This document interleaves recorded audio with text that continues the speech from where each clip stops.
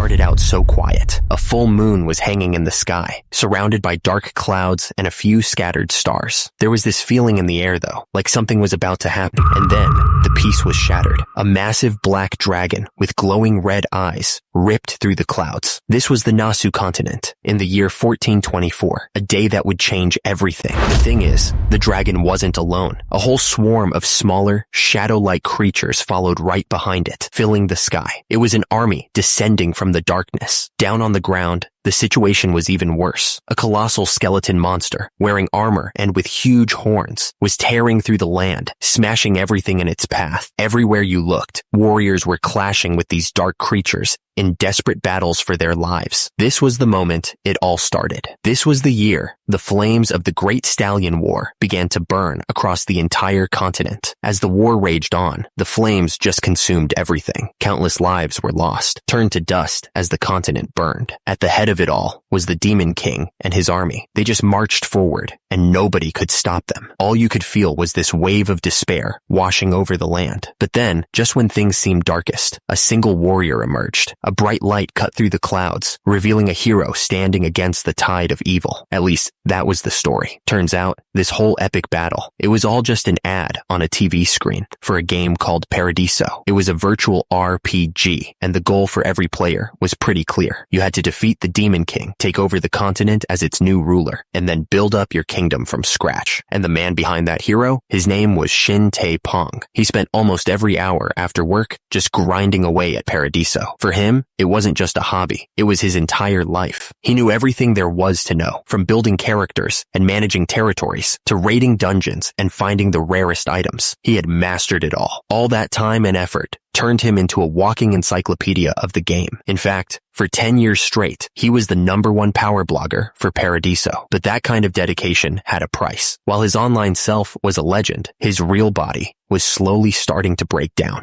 And then, just like that, it was over. He died, slumped in his chair, completely exhausted from playing a game. A pretty sad way to go out, really. As everything started to fade, one last thought raced through his mind. He was in total disbelief that he was about to die a virgin at 30 years old. But his story didn't end there. He jolted awake, gasping for air, sweat pouring down his face. He was sitting in the huge, comfortable bed, and a young woman in a maid's uniform was standing right beside him, looking startled. The maid, Hayes, leaned in with a worried look on her face. She gently asked her lord if he'd had a nightmare, but he didn't even seem to hear her. His eyes shot wide open as he stared past her, looking around the room. It was huge and filled with fancy furniture and expensive paintings. This was definitely not his tiny, messy apartment. His gaze swept across the room, from the giant windows to the golden chandelier hanging from the ceiling. Nothing made sense. He was completely lost. Finally, he turned back to the maid, his expression a mix of confusion and suspicion.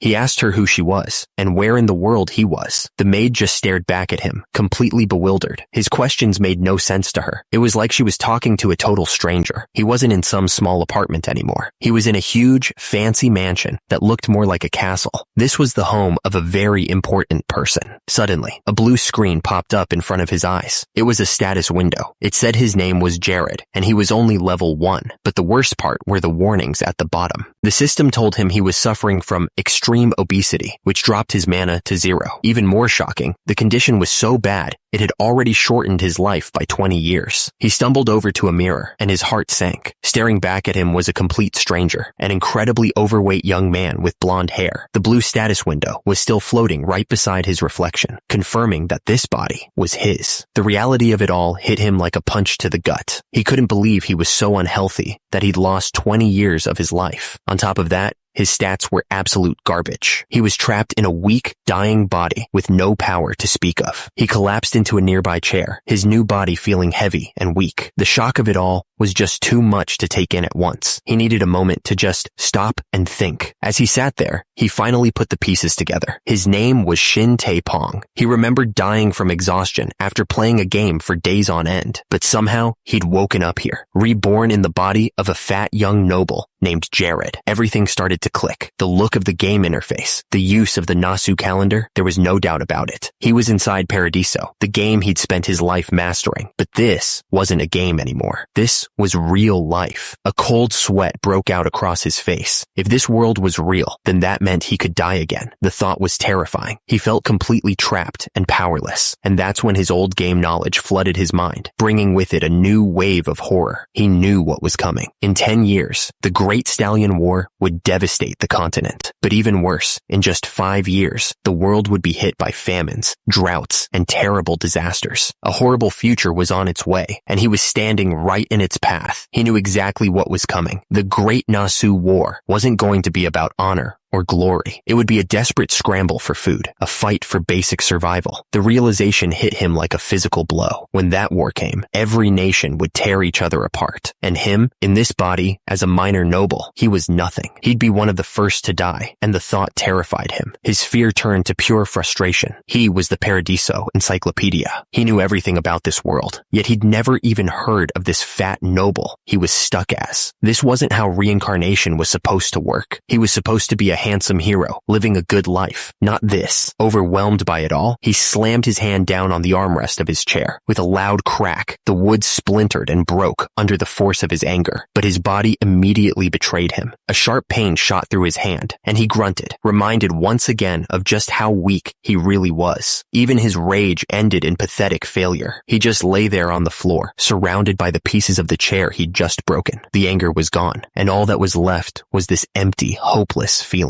He was weak, pathetic, and completely stuck. But then, a memory surfaced. He remembered that the original Jared, the one whose body he was in, was supposed to grow up to be a handsome man. That potential was still buried somewhere under all this fat. Suddenly, a spark of hope ignited within him. He pushed his hand against the floor, a new determination setting in. He realized it wasn't over. All he had to do was lose the weight. As he struggled to get up, it all started clicking into place. He had all his memories from his past life. He knew every bug, every exploit, every secret in this world. That was his real power. The thing is, he didn't just have knowledge. He had an overwhelming amount of it. With what he knew, he could get ahead of everyone, twist any situation to his favor, and carve out a much better future for himself. This wasn't the end. It was a new beginning. With all this knowledge, just surviving wasn't enough. A new, much bigger idea took hold in his mind. He decided that the only real way to secure his future was to unify the entire world and lead it himself. That became his ultimate goal. Meanwhile, somewhere else in the mansion, things were much quieter. A feather duster moved quickly across the shelves, its owner humming a little tune while they worked. This was Hayes, one of the maids. She was tidying up the Lord's study, thinking to herself that she was just keeping it nice for him, even though it had been a long time since he'd actually set foot in the room. Just as she was lost in thought, the heavy doors to the study suddenly slammed open with a huge crash. Hayes froze on the spot, completely startled by the noise. Standing in the doorway was Jared, his face filled with a wild energy she had never seen before. He threw his arm out and yelled her name, his voice echoing through the library. Hayes was completely taken aback. She just stared at him, stammering his title, totally unsure what was happening. But Jared didn't even seem to notice her. He just started tearing the study apart, pulling books from shelves and tossing things aside in a total panic. After watching him for a moment, Hayes finally asked him what on earth he was looking for. He stopped for a second, sweating and looking stressed. He explained he was searching for the keepsake his father had left for him before he died. It was obviously really important, and he was kicking himself for being so careless with it. That's when Hayes calmly held up a necklace with a glowing red stone.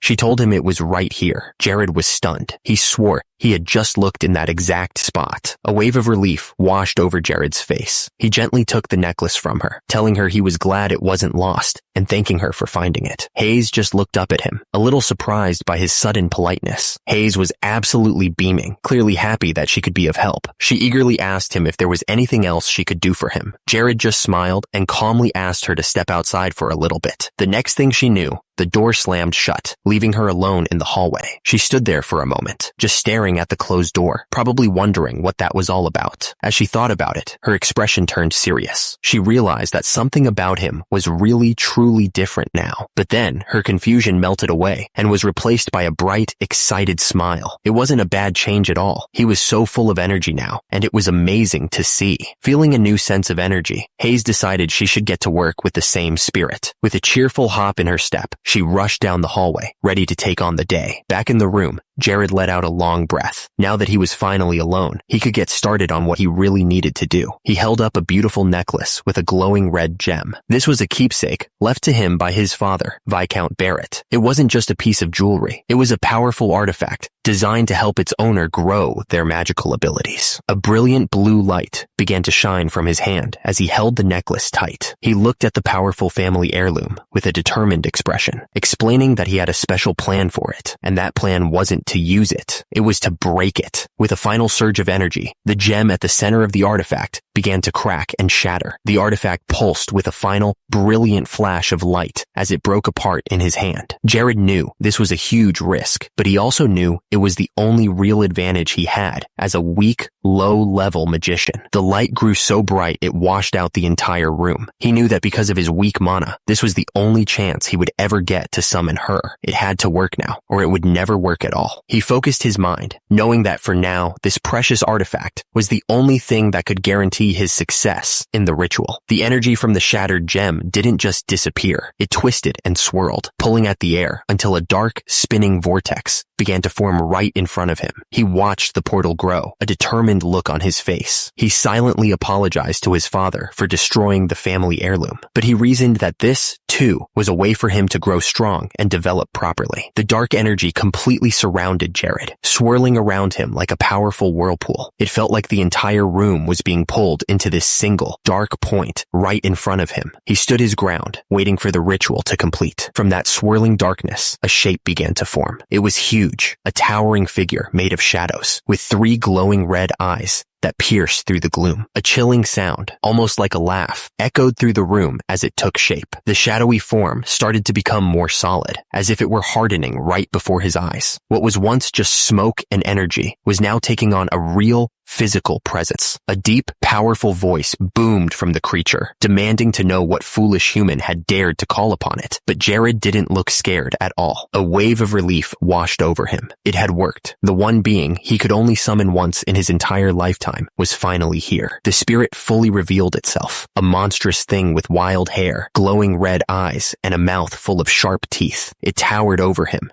radiating pure menace. But Jared just looked up, a hint of a smile on his face. He knew exactly who this was. The evil spirit, Isabella. The evil spirit's voice boomed through the room, asking the foolish human what it was that he wanted. But Jared wasn't intimidated in the slightest. He just looked up at the terrifying creature with a confident smirk, completely unfazed. Instead of asking for a wish or begging for power, Jared made a bold declaration. He told Isabella that she was going to be the very foundation of his strength. A deep, booming voice echoed through the room, demanding to know which foolish human had dared to call upon it. Jared looked up, his expression a mix of shock and relief. It had actually worked. The one being he could only summon once in his entire life was finally here. The spirit fully revealed itself. A monstrous thing with wild hair, glowing red eyes, and a mouth full of sharp teeth. It loomed over him, radiating pure menace. But Jared didn't even flinch. A small smile appeared on his face as he recognized her, the evil spirit, Isabella. Isabella's voice boomed again, asking the foolish human what it was that he wanted. But Jared was no longer just standing there in awe. He was now sitting comfortably, a confident smirk on his face, looking completely in charge of the situation. Instead of asking for a wish or begging for power, Jared made a bold declaration. He looked right at the terrifying spirit and told her that she was going to be the very foundation of his strength. His confidence wasn't just a bluff, it was a calculated strategy. He calmly reminded himself to stay cool, because he knew from his past life that Isabella found scared people boring. He also made sure to relax, remembering that she had a soft spot for the lazier type. He knew exactly how to play this. He knew this was it. This was his one and only chance to summon Isabella, and he couldn't afford to mess it up. Everything depended on what happened next. So, with the massive spirit looming over him, Jared made his request. He didn't ask for riches or raw power. He asked for a very specific skill, the mind eye. The spirit seemed genuinely surprised. Her voice echoed back, questioning his choice as if she couldn't believe what she was hearing. A moment later, Isabella let out a huge, booming laugh that shook the room. She called him a greedy one, asking if he truly understood the power he was asking for, the ability to see the very identity of people. But Jared didn't hesitate for a second. With a confident look, he confirmed that was exactly what he wanted. He knew this wasn't just some random skill.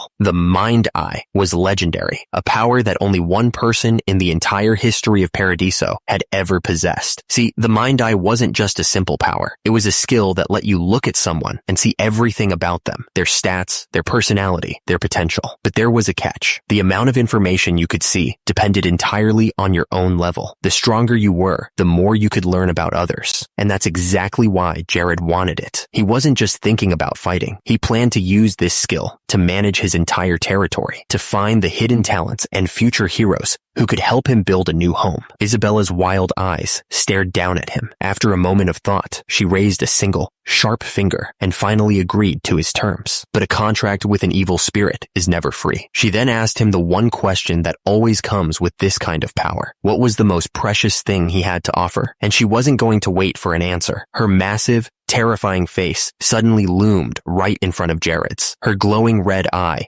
swirling with power as she demanded he tell her right then and there. Jared's face went pale. He knew this was coming. A contract with an evil spirit always has a price, and now it was time to pay. A dark scroll materialized right in front of him, a stark reminder that nothing is truly free. The evil spirit let out a wild laugh, unfurling the long contract with her sharp claws. She confirmed the deal, telling Jared the Mind Eye was his. But then she added the terrifying condition. Whatever he held most dear would now belong to her. Jared stumbled backward, the weight of that promise hitting him like a physical blow. She started to toy with him, listing all the things she could take. With a wicked grin, she asked if it was money, promising to take it all. Then she grabbed him by his clothes, lifting him up as she suggested maybe it was his honor. If that was the case, she'd enjoy making him her slave. Her threats grew even darker. The room twisted into a whirlpool of shadows and sharp claws as her voice echoed with a final, horrifying suggestion. Perhaps his most precious thing was his family. In that case, she shrieked, she would eat every single one of them. And at that moment, something clicked. Jared's eyes widened in sheer terror as he realized what was happening. Isabella wasn't just guessing. She was reading his thoughts. This was the true nature of the evil curse he'd only heard stories about. A power that left him with absolutely no secrets. But instead of being scared, a huge, confident grin spread across Jared's face. A muffled sound escaped his lips, but it wasn't a scream of fear. It was something else entirely. Isabella's eyes shot wide open in confusion. She tried to speak, but her lips were sealed shut, puckered as if she was trying to kiss something. She couldn't understand what was happening to her. With a smug look, Jared explained that he'd been thinking really hard about what was most precious to him. And as it turns out, it's actually pretty easy to set your own terms for a contract like this. He tapped his temple, admitting that the hardest part was keeping that one specific thought locked in his head, especially with Isabella trying to read his mind and find his real weakness. Then he made his big reveal. The most precious thing to him wasn't money or honor or family. It was the first kiss of his 34-year-old self, Shin Taepong. Isabella could only struggle and protest, but it was too late. The contract was sealed. Isabella was completely losing it. She was screaming in her mind, wondering what kind of crazy person would value their first kiss as their most precious treasure. But it didn't matter what she thought. The contract was pulling her forward, and there was nothing she could do to stop it. The power of the contract slammed down, sealing the deal with absolute force. As it all became official, Jared had a brief, slightly sad thought. He admitted to himself that it stung a little, knowing his first kiss was going to be with an evil spirit. Isabella was stretched out like taffy, pulled helplessly toward him. Jared, looking tiny and exhausted, was held up by the spirit's own power. He let out a huge of relief. It was finally over. A moment later, he was floating in a brilliant white light, his arms spread wide as if he were some kind of angel. He praised himself out loud, declaring his own greatness for protecting his land. The whole thing was completely ridiculous, but he had won.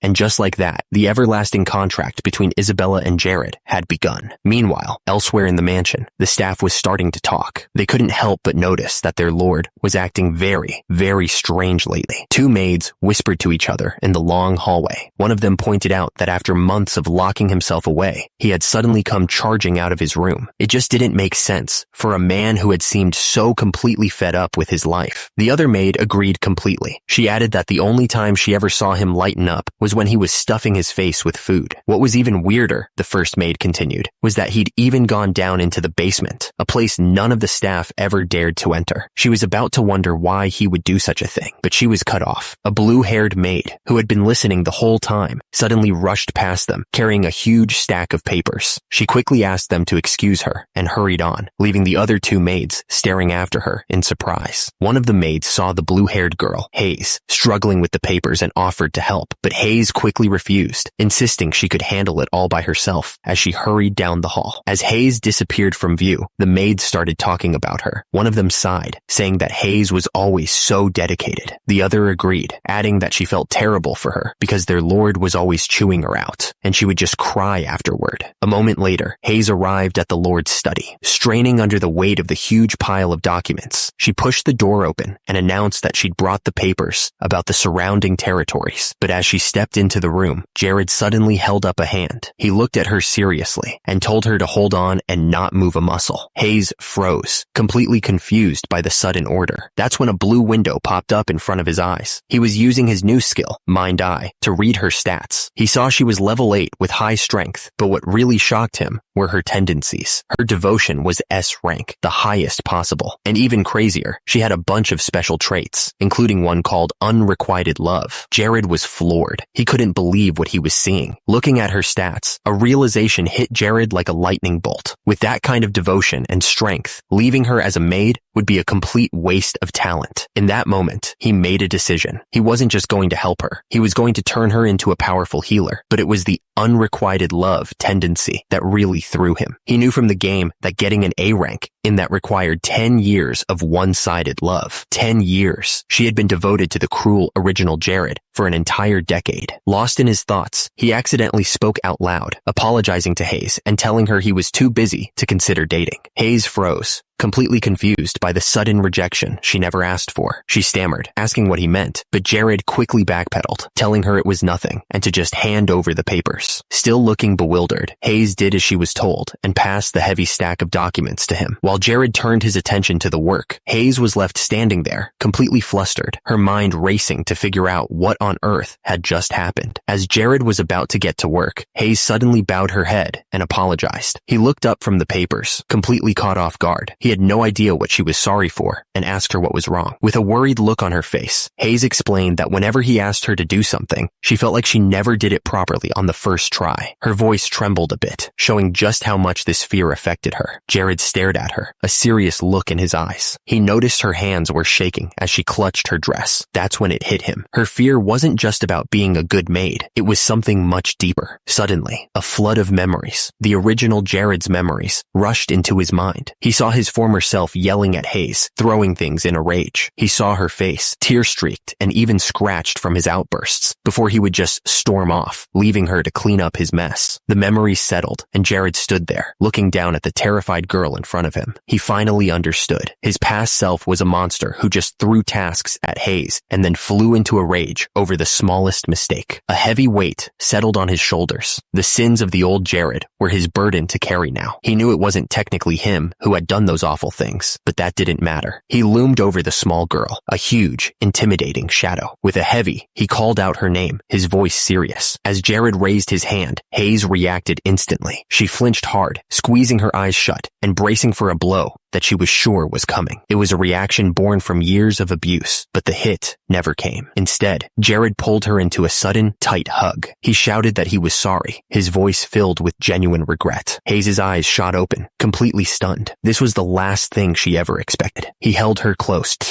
apologizing for every single wrong thing his past self had done to her. He acknowledged how exhausting it must have been, and how she'd endured it all without ever complaining. Her face, buried in his chest, was a picture of total confusion. He promised her, then and there, that she would never see that pathetic, cruel side of him ever again. He made a vow, not just to her, but to himself, that he was going to change for the better. This was more than an apology. It was a new beginning. He told her that this was the start of him becoming a good lord, but he couldn't do it alone. With a gentle and hopeful look on his face, he humbly asked if she would be willing to give him just one more chance. Hayes was completely overwhelmed. Buried in his chest, she could only stammer out an apology, her voice trembling and broken. broken. At that moment, years of fear and sadness just came pouring out of her. She began to cry uncontrollably, telling him she just couldn't stop. Jared gently tried to wipe her tears away, giving her a moment to let it all out. Through her sobs, Hayes made a promise. She declared that she would always stick by his side, no matter what. Jared held her, a look of profound relief on his face, and quietly thanked her for forgiving him. And just like that, Hayes' tears of sadness turned into tears of joy. A bright, genuine smile spread across her face, a sign that all the pain she'd held onto for so long was finally starting to wash away. Jared watched her, his expression turning serious. He knew this wasn't just about him anymore. He accepted that he was Jared now, and every terrible thing the old Jared had ever done was now his own burden to carry. Sometime later, in the grand dining hall, the only thing that could be heard was a loud, steady crunching sound. Hayes stood nearby, her hands clasped together nervously. She watched Jared eat, telling him with a worried voice that something about this just didn't seem right. Jared was stuffing his face with nothing but strange-looking vegetables and herbs. Hayes pleaded with him, warning that he was going to faint if he tried to live on a diet like this. With a pained expression, Jared shoved another mouthful of the strange greens into his mouth. He explained to Hayes that for someone his size, this was exactly what he needed to do to lose weight. The thing is, he knew something nobody else did. In the world of Paradiso, certain vegetables had a very strange effect. They made you feel full instantly, and more importantly, they had a powerful dieting effect. But there was a very good reason no one ate them. He thought to himself that they tasted absolutely awful, like pure vomit. It was so bad, he wondered if someone had rubbed rotten cheese in their armpits and thrown it on his plate. No one would ever eat this stuff willingly. But then, the notifications started popping up. The system confirmed that the herbs he ate were breaking down his fat. The leaves he consumed had reset his metabolism, making him burn calories at double the normal speed. And just like that, an intense stimulation activated. He had already lost 450 grams of fat. He could feel it. A small smile crept onto his face as he realized his plan was a success. The fat was slowly but surely being removed. The diet was working, but the taste was so disgusting he could barely keep it down. He covered his mouth, fighting the urge to throw up right there on the spot. But just then, a plate was set down in front of him. It was a perfectly cooked steak. Hayes' voice gently suggested he eat this instead, explaining that she had prepared it just in case. She looked a little nervous as she explained that she'd learned a healthier way to cook from the chef because she was worried about his health. She hoped he'd give it a chance, even though he'd thrown her food away before. Hearing that, Jared was stunned. A wave of shame washed over him as he thought about the man he used to be. He couldn't believe the original Jared had ever been cruel to someone so genuinely kind, someone who was basically an angel. The moment he took a bite, his entire world changed. It was unbelievably good. He praised her cooking, calling her a top-tier chef. Finally, that horrible, rotten taste was gone from his mouth. The meal was incredible, but his mind was already shifting gears. With his energy restored, it was time to go over everything he had learned today. As he ate, he started piecing the information together. He remembered from the documents that his territory, Caribia, was located in the northernmost part of the entire kingdom. It was a crucial detail to remember, and the reality of the situation was grim. Caribia wasn't just remote. It was a complete disaster. It was a F-rank territory, which meant it was incredibly poor, freezing cold, and crawling with monsters and bandits. To make matters worse, farming was basically impossible. But he knew something no one else did. There was a silver lining. The game designers had balanced out the terrible living conditions by filling the area with an abundance of easy quests and special events. For someone who knew where to look, it was a hidden gold mine. He finished the last of the steak, the plate now empty. The problem was, all that potential didn't mean anything if he couldn't act on it. And right now, he was still far too weak to take advantage of any of it. He pushed himself up from the table, a new determination in his eyes. The problems with his territory were huge, but he knew he couldn't solve any of them while he was weak. Right then, he decided to focus on bettering himself first. But at that exact moment, a terrifying face appeared out of thin air. It was a furious spirit, screaming at him to give back the mind eye. Jared flinched back, totally caught off guard. He couldn't believe what he was seeing. It was Isabella. The little spirit floated right in front of him, looking absolutely furious. Jared was just as angry. He demanded to know why she was still here, yelling at her for deceiving him. But Isabella wasn't backing down. She made a promise right then and there. Until she got her mind eye back, she would keep bugging him until the day he died. Jared just stood there, completely silent, starting to realize this was a huge problem that wasn't going away. A quiet moment passed as Jared looked out at his manor. He let out a heavy, the weight of everything crashing down on him. Not only did he have to fix his failing territory and get himself into into shape. But now, he had an angry spirit following him around everywhere. He couldn't help but think that this was going to be a lot harder than he originally planned. Suddenly, my mind flashed back to something that happened 10 years ago.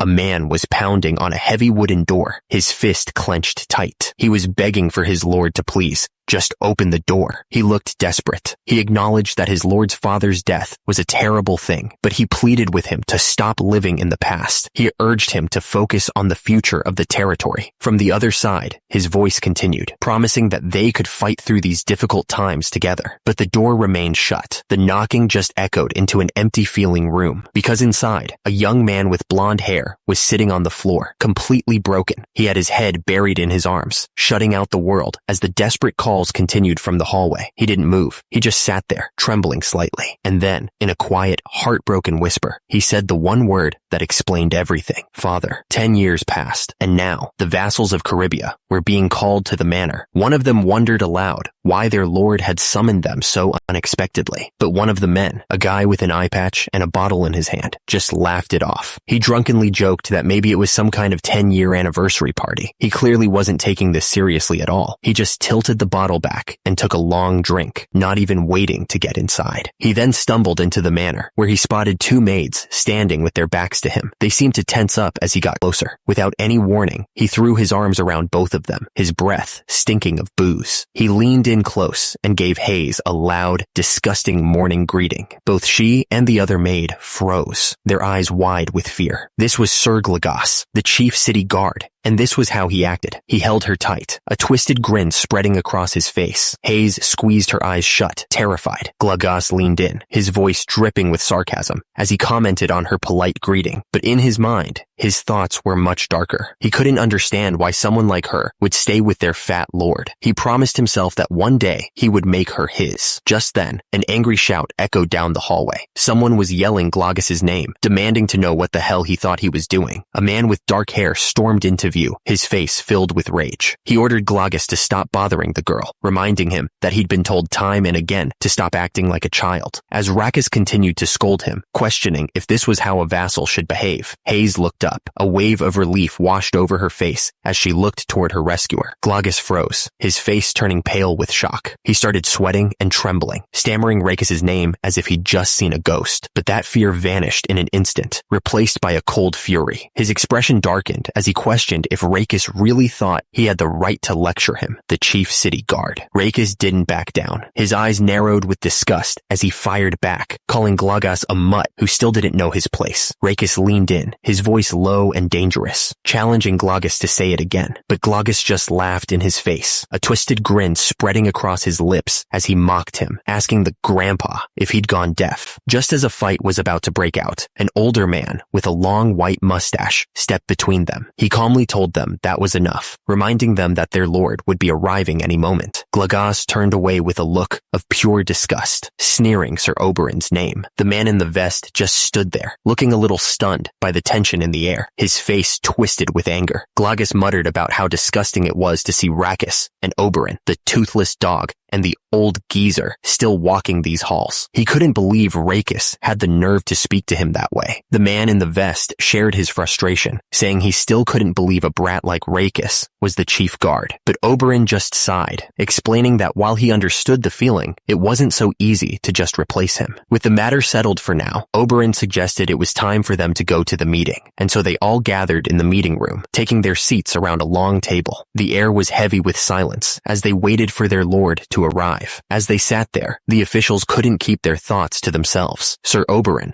and the others whispered in disbelief. They couldn't figure out what was happening or why their lord had suddenly called a meeting on his own. And there he was, at the head of the table, actually reading documents. The officials were stunned. Not only was he focused, but they noticed he'd even started to lose weight. His double chin was gone. This was not the man they were used to. One of the men, the chief guard Gregis, took a long drink from a bottle. He couldn't care less about being respectful. He just watched Jared, wondering if the rumors he'd been hearing were actually true, that their lord had had really changed. Suddenly, Gragas slammed his bottle down on the table, the sound echoing in the quiet room. He grinned, shouting that it wasn't like the Lord to be reading such boring papers. He was clearly trying to get a rise out of him. With a sly look, Gragas then suggested they just skip the whole meeting and go out for a drink instead. It was a test. He was trying to see if the old, lazy Jared was still in there somewhere. Gragas leaned in, his voice dropping to a conspiratorial whisper. He promised he'd brought some pretty tasty things this time around, stuff he was sure his lord would love. Jared went quiet, his hand resting on his chin as he thought. Drinks, alcohol. It was a direct appeal to the lazy, corrupt man he used to be. The whole room waited to see how he'd respond. Gragas pressed on, a wicked grin on his face as he promised he'd even bring pretty girls. But across the table, Sir Oberyn watched with growing anger. He knew this routine. This was how Gragas always got the Lord to turn a blind eye to his crimes. That was the last straw.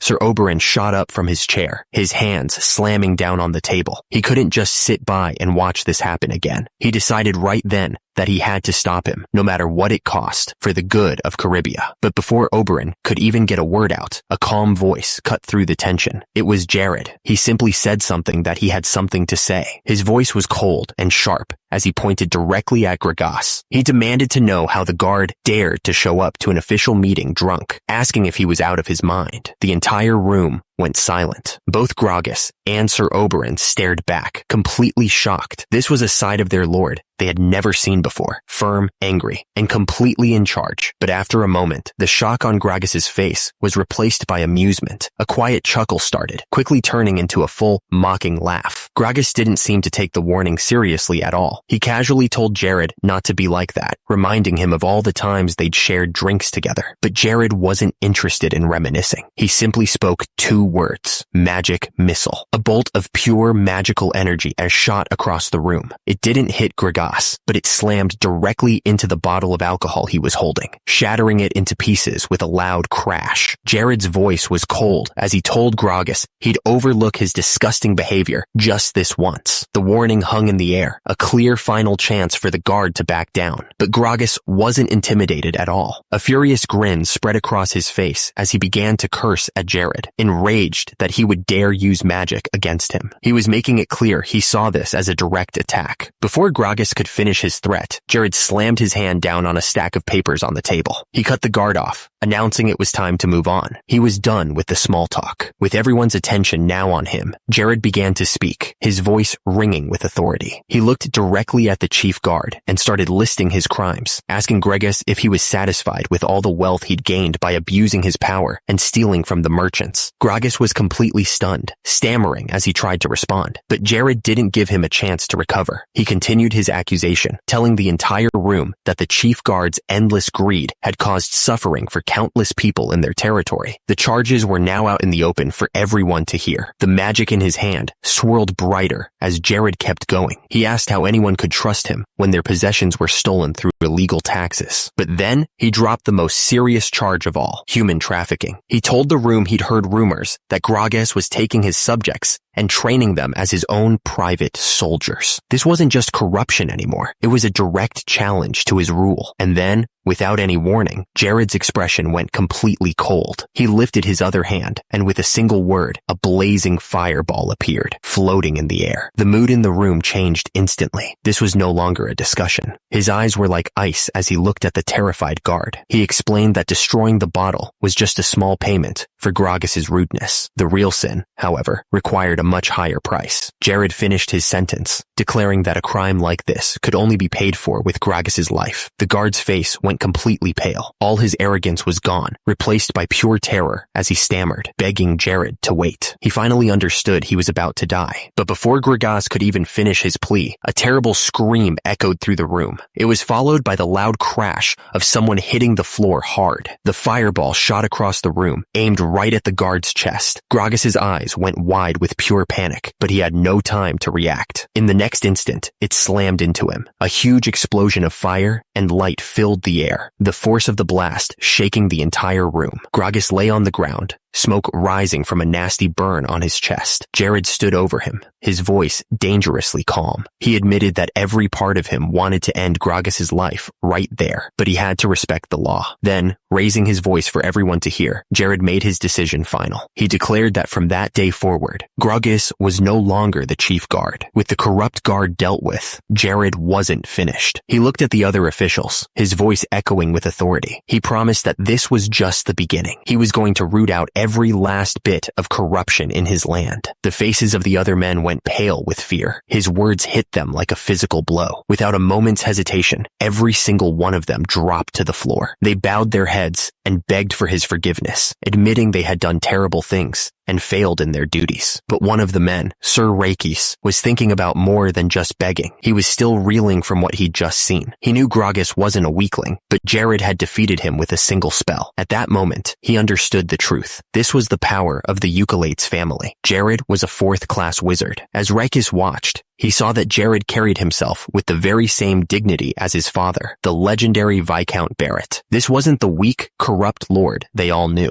This was someone new. Then, Jared's eyes locked onto him, and he called out his name directly. Jared's next words were something Reikis never expected. He declared that from this day on, Sir Rakis would be the new public chief guard of Caribia. Reikis just stared back, completely frozen. He couldn't believe what he was hearing, stammering that he wasn't worthy of such a position. Jared's voice cut through Reikis' hesitation, sharply asking if he dared to talk back to his lord. The question was a clear threat. Any doubt Reikis had vanished instantly. He slammed his fist to the ground and declared he would do as commanded. With Reikis in line, Jared turned his attention to the rest of the room. He scanned the faces of the other officials and asked if anyone else disagreed with his command. A chorus of voices immediately answered, all of them shouting that they had no objections. Not a single one of them dared to challenge him. He looked over the bowing men with a cold expression. Internally, he thought to himself that this was a start. At least he'd managed to recover a tiny bit of the real Jared's dignity, which had been completely non-existent before.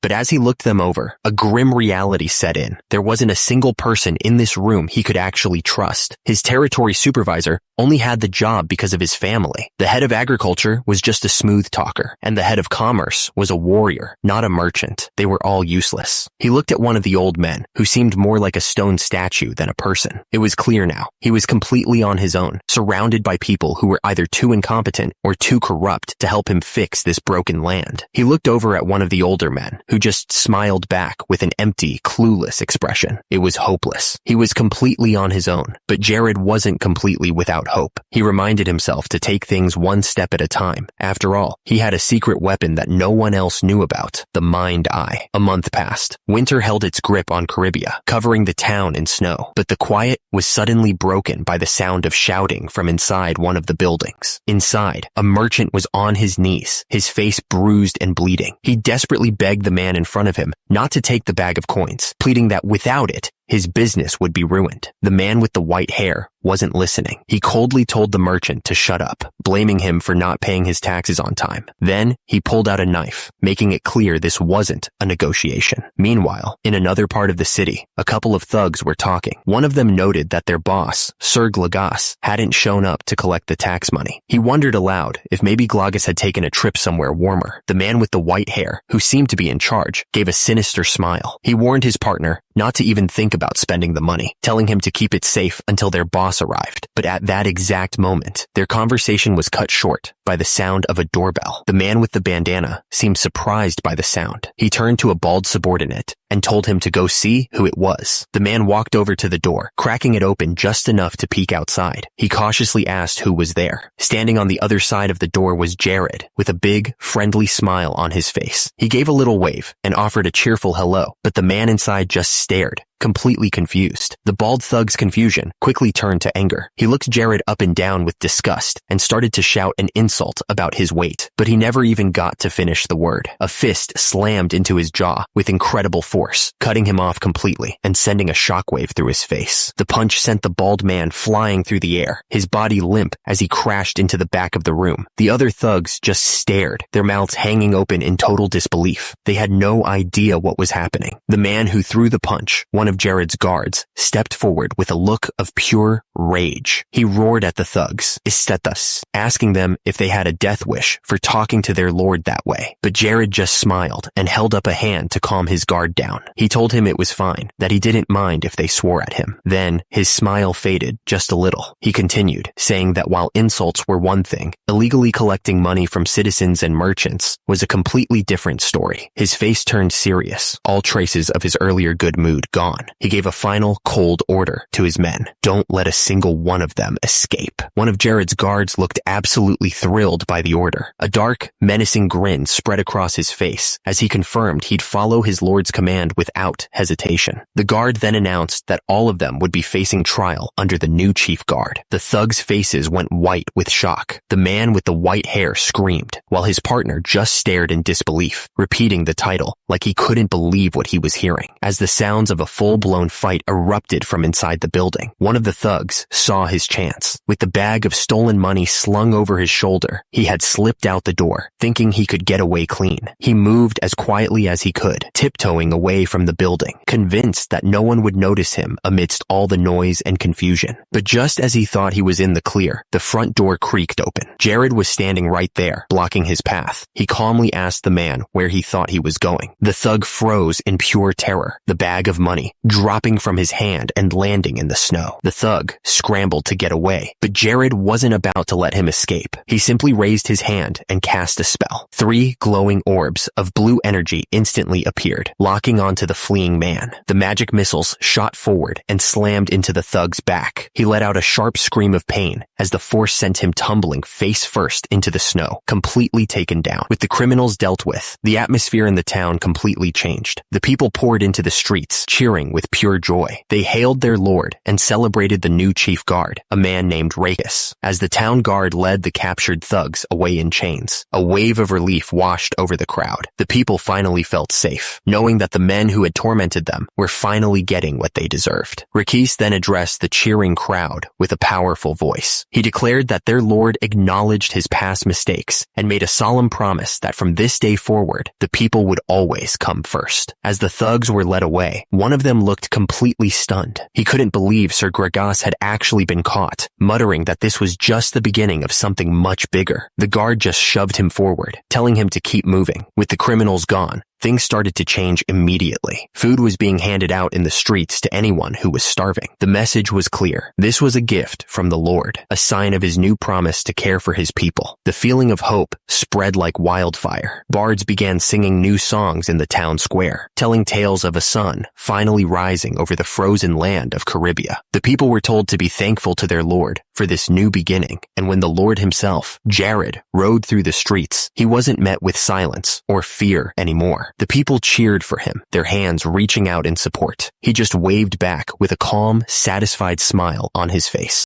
Later, in a private meeting, one of his advisors looked up from a report. He confirmed what they had all seen with their own eyes. The citizens of Caribia finally trusted the throne again. The advisor, Rakis, excitedly reported that it was a complete success. He explained that people weren't just trusting the throne anymore. They were actively starting to support Jared. Hearing this, Jared thought to himself that all his hard work was finally starting to pay off. Jared then turned his attention to his new chief guard. He asked Rakis if he was happy with his new position and the men he was given to command. Rakis's answer was a firm and immediate yes. Rakis went on, his voice full of respect. He told his lord that he was thankful every single day for being placed in such an honorable position. As he listened, Jared just calmly took a sip from his cup, and at that very moment, a blue window appeared in front of him. It was a notification from the system. His charm stat had just risen by 1. A small smile crept onto Jared's face. He told Rakis that if he was content, then so was he. With that settled, he gave him his new mission, to oversee the well-being of the public from now on. Rakis immediately accepted the duty. A month passed since Jared dealt with the criminals, and in that time, things had really started to change. The people's trust in their lord was growing, and public support was becoming much stronger. It wasn't just about public opinion, either. Jared reflected on the new soldiers assigned to Rakis. They were all skilled warriors, hand-picked by the Mind Eye, and every single one of them was loyal to him. He knew all of this success was thanks to his special ability, the Mind Eye. But as he thought about it, he was reminded of the angry spirit who was constantly screaming at him to give it back. He sighed, realizing she was still just as mad as ever. The meeting continued, and Jared turned to one of his advisors, Sir Oberon. The old man reported that while their new farming methods were working, they still had a huge problem. With half the year being winter and pests threatening the crops, things were still very difficult. Next up was Avila. He explained that they were pushing for citizens to buy locally made products to boost the economy. But, he admitted, it was a slow process. They still needed a lot more time to see any real results. Jared took a deep breath, puffing out his cheeks. He realized that for problems like farming and the economy, the mind eye was useless. It couldn't fix everything. He knew from that moment on, he would just have to work even harder himself. One of his advisors noticed the strange expression. He commented that he'd seen Jared make that face a few times, and that it seemed like a pretty friendly-looking pose. Jared just smiled and came up with a quick lie. He explained that it was a special method he learned from another territory, designed to help him lose a few extra pounds. The advisor's face lit up, and he started laughing. He gave Jared a big thumbs up, telling him he was really starting to look more like a king as he was losing weight. But inside his head, Jared knew that was a complete lie. This had nothing to do with dieting. It was actually a secret trick, a bug from the game that he was using to increase his mana reserves. The trick itself was simple, but genius. He just had to release all of his mana out through his hands, and then immediately reabsorb it back into his body. It was a loophole that tricked the system into giving him more. He remembered thinking about it back when he was just playing the game. It wasn't an officially recognized bug in Paradiso, but it might as well have been. The results were insane. Doing this for just 1 month had the same effect as increasing his mana level by 12. But he knew there was a catch. He was only a 4th class mage right now, which meant he could probably only pull this trick off 1 or 2 more times before it stopped working. Just as he was lost in thought, his quiet was shattered. The door flew open, and someone came stomping into the room with heavy, urgent steps. It was one of his soldiers, his face pale and his eyes wide with alarm. He burst in shouting that he had a report he needed to deliver immediately. The soldier didn't waste any time. He reported that the search party Jared had sent out had made a discovery in the coal mines. They had found a bandit camp, but that wasn't the worst of it. The soldier stammered, adding that they had also found slaves. The moment those words were spoken, Jared's expression hardened. His eyes went wide with a cold fury. The story then jumps back in time to 1 year before these events. The sharp clang of steel on steel rings out as 2 swords clash together. 2 men were locked in a fierce duel. One of them, a fighter with wild red hair, had a crazed, almost joyful look on his face as he swung his blade, pressing the attack against his much larger opponent. This fight was taking place in a large courtyard, with several other people watching from the sides. And from behind a low stone wall, a young person with blonde hair was watching the duel with intense focus. The young blonde kid watched with a dreamy look on her face, completely captivated by the fight. She was clearly impressed, thinking about how skilled they were with their swords. Suddenly, 2 dark figures appeared right behind her, their shadows covering her completely. One of them asked in a low voice why she was always hanging around, warning her that she could get into serious trouble. But instead of being scared, the kid turned around with a huge, bright smile. She wasn't afraid at all. In fact, she seemed overjoyed to see them, calling out to them like they were family. The shadowy figures were actually the 2 swordsmen from the duel. The red-haired woman grinned and playfully teased the kid, telling her she'd get in trouble if she kept lazing around all the time. The little girl, Lena, just laughed it off. She insisted she was fine, boasting that she was way faster than the other kids. To prove her point, she effortlessly lifted a heavy wooden barrel right over her head. The red-haired fighter couldn't help but laugh, impressed by how strong Lena was. The story then goes back a year, to a much quieter and more peaceful time. A single butterfly fluttered through the bright blue sky. The reflection of the sky rippled in a barrel of water as the red-haired woman started a conversation. She brought up the fact that Lena was finally turning 14, and asked if it was true she'd soon be working as a maid in the Lord's mansion. Without any hesitation,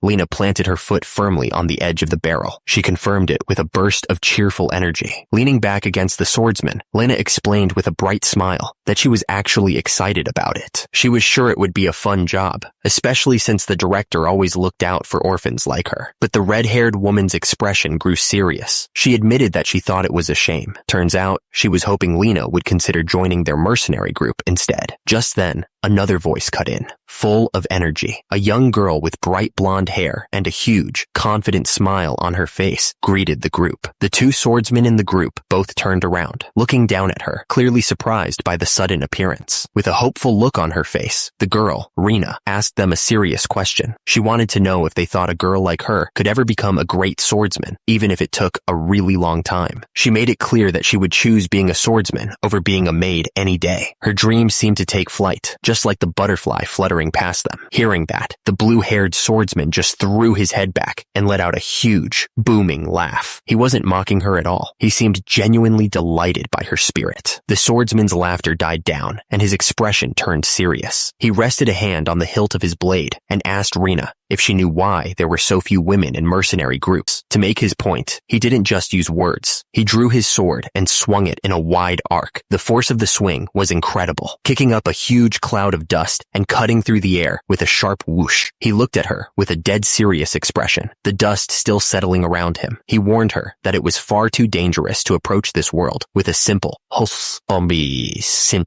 mindset like hers. As the swordsman spoke about the reality of their work, explaining how many people either die or just quit, Rena's hand tightened, balling the fabric of her dress into a fist. She wasn't scared. She was listening. He brought his gloved hand to his mouth thoughtfully. Then he added that men face the exact same harsh reality. The danger didn't care who you were. He held his hand out, his expression serious. He told her that being a girl didn't matter in the slightest. What she really needed was spirit, will, talent, and a whole lot of effort. He then paid her a huge compliment, telling her that out of everyone there, she was by far the most talented. He was absolutely sure she would succeed. Then, a female warrior with a confident smile stepped in and playfully ruffled Rena's hair. She promised that if things didn't work out, they would always be there for her, even offering to use her power to hire Rena on the spot. Rena looked up, her red eyes filled with gratitude and a brand new wave of determination. Hearing those words from her friends was exactly what she needed. But that bright, hopeful moment didn't last. The memory suddenly shifts to a much darker time. Rena is alone, her face dirty and bruised, her eyes completely shadowed by despair. Whatever happened after that day, it was a nightmare. Chained like an animal in the cold darkness, Rena was completely broken. All she could do was whisper the names of the people she'd lost, her brother and her sister. And just like that, the vision ended. Jared gasped, clutching his head as the brutal images faded. He could feel the weight of her suffering. Hey, real quick, my mom said this channel would get 0 subscribers. If you enjoyed the story so far, click subscribe to watch the next part. The vision shifted, pulling Jared deeper into someone else's past. He was now seeing the world through the eyes of a young girl named Lena. It was a bright, sunny day, and she was walking hand in hand with the orphanage director, a man she clearly looked up to.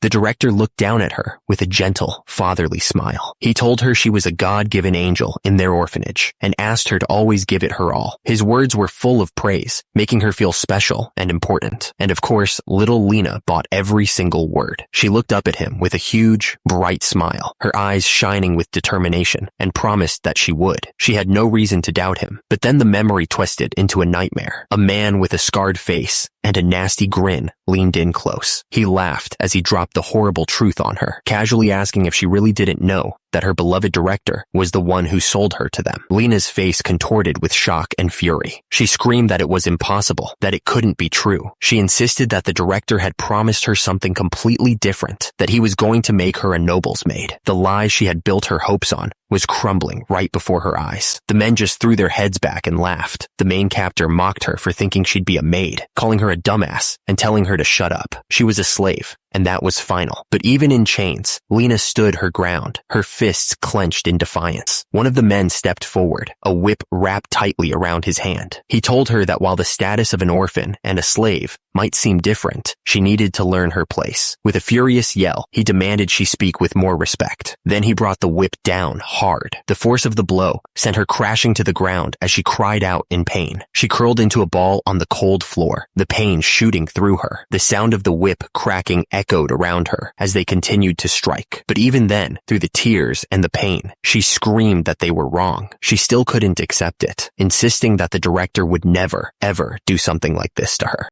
A month went by. Lena's life became a simple, awful routine. Most of her days were spent locked in that dark cell, broken up only by the occasional punishment. Then, Another girl in the cell spoke up. She had bright red hair and looked over at Lena, asking if she was from a place called Mayarika. When Lena confirmed it, the red-haired girl told her something devastating, that if she was from Mayarika, she was always going to end up a slave. Lena looked completely lost, asking what on earth she meant. The girl, whose name was Mani, explained the horrible truth. In Mayarika, nearly all orphans were sold as slaves. It wasn't an accident. It was an order from the lord of that territory. Mani looked at her with a grim expression, certain of her words. She told Lena that the orphanage director she believed in was definitely part of it. Her advice was simple and cruel. Just give up. But even after hearing that, Lena's spirit wasn't broken. She looked ahead with fire in her eyes, promising herself that she would never, ever give up. No matter what it took, she was going to find a way out of this place. Hearing this, Mani just casually picked her nose and looked over at her. She called Lena a funny one, and then asked her if she seriously wanted to escape, as if the idea itself was ridiculous. Mani just shrugged, saying she'd never really given it any thought. With a grin, she pointed forward and introduced herself properly. She told Lena her name was Mani, and that they should try to get along until they died in this hellhole. Lena looked completely grossed out by her attitude, telling her that was a disgusting way to talk. But Mani just laughed, saying she was only being honest about their situation. Another month passed. Despite their completely different outlooks on life, Lena and Mani quickly became close friends, surviving the darkness together. Turns out, slaves their age were pretty hard to find. It's why they were still there. Most of the other prisoners had already given up completely, sitting around like lifeless puppets just waiting for whatever came next. And because their spirits were so broken, those other slaves were sold off fast, no matter what shape they were in. Lena just watched silently as they were taken away one by one. Whether it was good luck or bad, she and Mani were spared for a while. The slavers were waiting for them to reach 15, their peak selling age. But Lena's eyes were filled with fire. She promised herself, right then and there, that she would never give up. And so, the days turned into weeks, and the weeks turned into months. Half a year passed. By now, Lena had gotten used to the endless, harsh labor. Staring at the thin soup, she realized this new place, Caribia, was somehow even worse than Majorica. During that time, Mani taught Lena everything she knew about the world outside their prison. She explained that things were getting worse everywhere, partly because of the terrible weather, but also because of an incompetent young leader in charge of the region. Lena was always amazed by how much Mani knew about what was going on. Whenever she asked her friend how she learned all these things, the answer was always the same. Mani would just grin and say that she had really good hearing. She'd simply listen to the guards talking amongst themselves and pick up all sorts of useful information. It was as simple as that. One day, Mani gave her some tough news. She explained that Caribia was a land for monster hunters, not mercenaries. That meant it was very unlikely Lena's brother or sister would ever show up there. Lena just looked down, sarcastically thanking her for the reminder. But even after hearing that, her spirit didn't break. A fire burned in her eyes as she clutched her chains. No matter how hopeless things seemed, she swore to herself that she would never give up. Mani just laughed, a wide, genuine grin on her face. She told Lena that she was the most stubborn slave she'd ever met, but she wasn't making fun of her at all. She looked right at Lena and said that was exactly what she liked about her. That fire was something special. The seasons changed, but their prison stayed the same. A cold, snowy wasteland where hope seemed to freeze and die. A whole year went by like that. Lena and Mani were now 15 years old, reaching the age where they would be most valuable to the slavers. But one day, something went wrong. Lena looked down at her friend, her voice filled with worry. Mani was burning up, sweating and struggling to breathe. She was seriously sick, and without help, she was in big trouble. Lena held her friend close, feeling the heat radiating from her skin. Mani was burning up with a terrible fever. Lena knew, with a sinking feeling in her gut, that if she didn't get help soon, her friend was going to die. But the guards weren't paying any attention. One of them had his feet kicked up,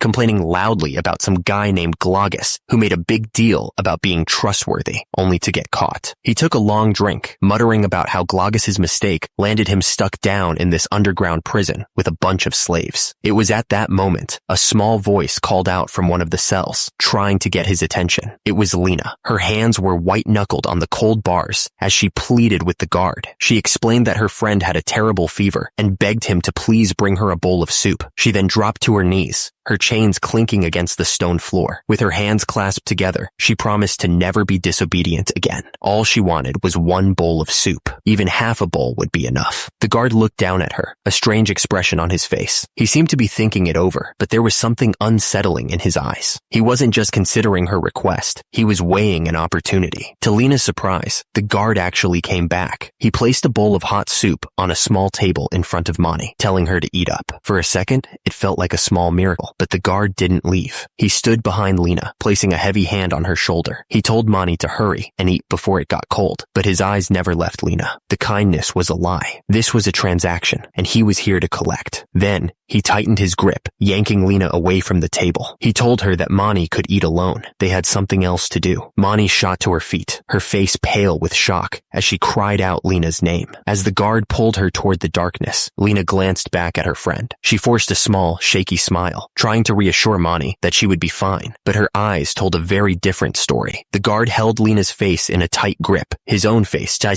twisted into a nasty sneer. He started mocking her, saying that a sick person like her should just focus on what he wanted. Lena gritted her teeth, refusing to show any fear. But before he could finish his threat, something hot and wet splashed across his face. It was the soup. His eyes shot wide open in pure shock and pain. A moment later, he let out a scream, clutching his face as the burning soup scalded his skin. He yelled out in agony, completely blinded by the pain. Lena just stared, stunned by what had just happened. That was the opening they needed. Another hand suddenly grabbed Lena's chained wrists, pulling her forward with a sense of urgency. It was Mani. Wasting no time, she pulled Lena along, yelling that they had to run. Together, the two of them sprinted into the darkness, making a desperate break for freedom. As they ran, Mani's voice cut through the air, filled with frustration. She yelled at Lena, demanding to know what she was thinking, risking everything for a simple bowl of soup. Mani didn't hold back. She screamed that she didn't care about the other prisoners, but Lena was different. She wasn't just a slave, and she had sworn she would get out of this place. But their argument was cut short. A massive hand shot out of the darkness and grabbed Lena's arm, yanking her to a halt. One of the guards had caught them, his face twisted in rage as he demanded to know where they thought they were going. Without a moment's hesitation, the guard's face contorted with fury. He swung his arm in a vicious arc, a blade cutting through the air with deadly speed. Lena's eyes shot wide open in absolute horror. A scream tore from her throat as she watched the attack land, and droplets of blood splattered through the air right in front of her. But the blade didn't hit Lena. At the last second, Mani had thrown herself in the way, taking the full force of the attack. The pain was immediate and overwhelming. All Lena could do was let out a horrified scream. That scream turned into a roar of pure fury. Lena lunged at the guard, screaming for him to let go, and slammed her chained fist right into his face with all her strength. But the damage was already done. Mani collapsed to the ground, her body going limp. Lena immediately dropped beside her, her voice breaking with panic as she held her friend. Tears streamed down Lena's face. She couldn't understand it. She looked down at her friend, her voice cracking as she called her an idiot, demanding to know why she would take a knife for her. Mani looked up, her breathing shallow. With what little strength she had left, she admitted that her own life had always been terrible. It was a quiet, heartbreaking confession. She explained that she'd grown up around bandits, so seeing people get robbed and even killed was just normal to her. It was the only life she'd ever known. But Lena was different. Even as an orphan, she had a real dream. Mani confessed that she actually didn't like her when they first met, but that dislike had turned into something else. She looked at Lena and admitted that now she was jealous, and that jealousy, that admiration for her friend's spirit, was why she had to protect her. With the last of her strength, her voice barely a whisper, she begged Lena to promise her one thing, to never, ever give up. Looking up past the guard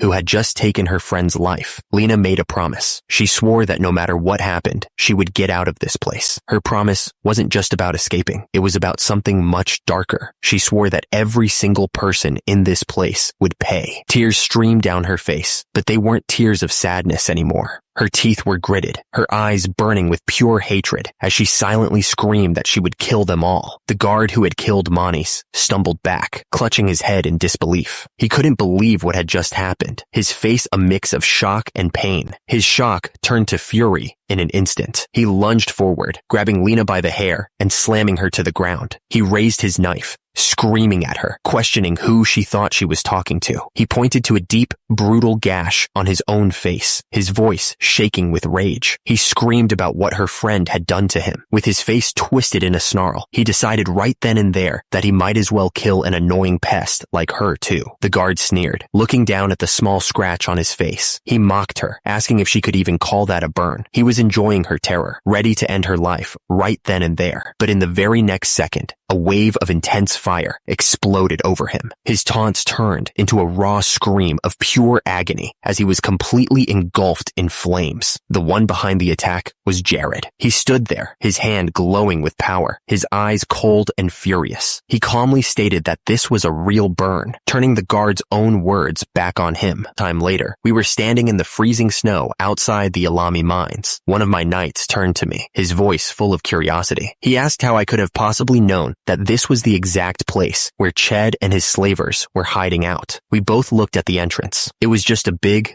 dark opening cut into the side of the mountain, with snow falling steadily in front of it. You could just feel that something bad was waiting inside. I explained that it was simple logic. Their main backer, Gragas, was gone now. That meant they were exposed. They'd have to find a place to hunker down for a few weeks until the heat was off them. The knight's eyes lit up with understanding as he put on his helmet. He agreed that an abandoned mine was the perfect place to disappear. In times like these, he chuckled, telling me my insight was incredibly sharp. I just brushed off the compliment. There wasn't any time for that. With a smooth sound of steel on leather, I drew my sword. The time for talking was over. With his sword drawn and his men assembled, Jared's voice cut through the cold air. He shouted for everyone to listen up, his expression completely serious. This was it.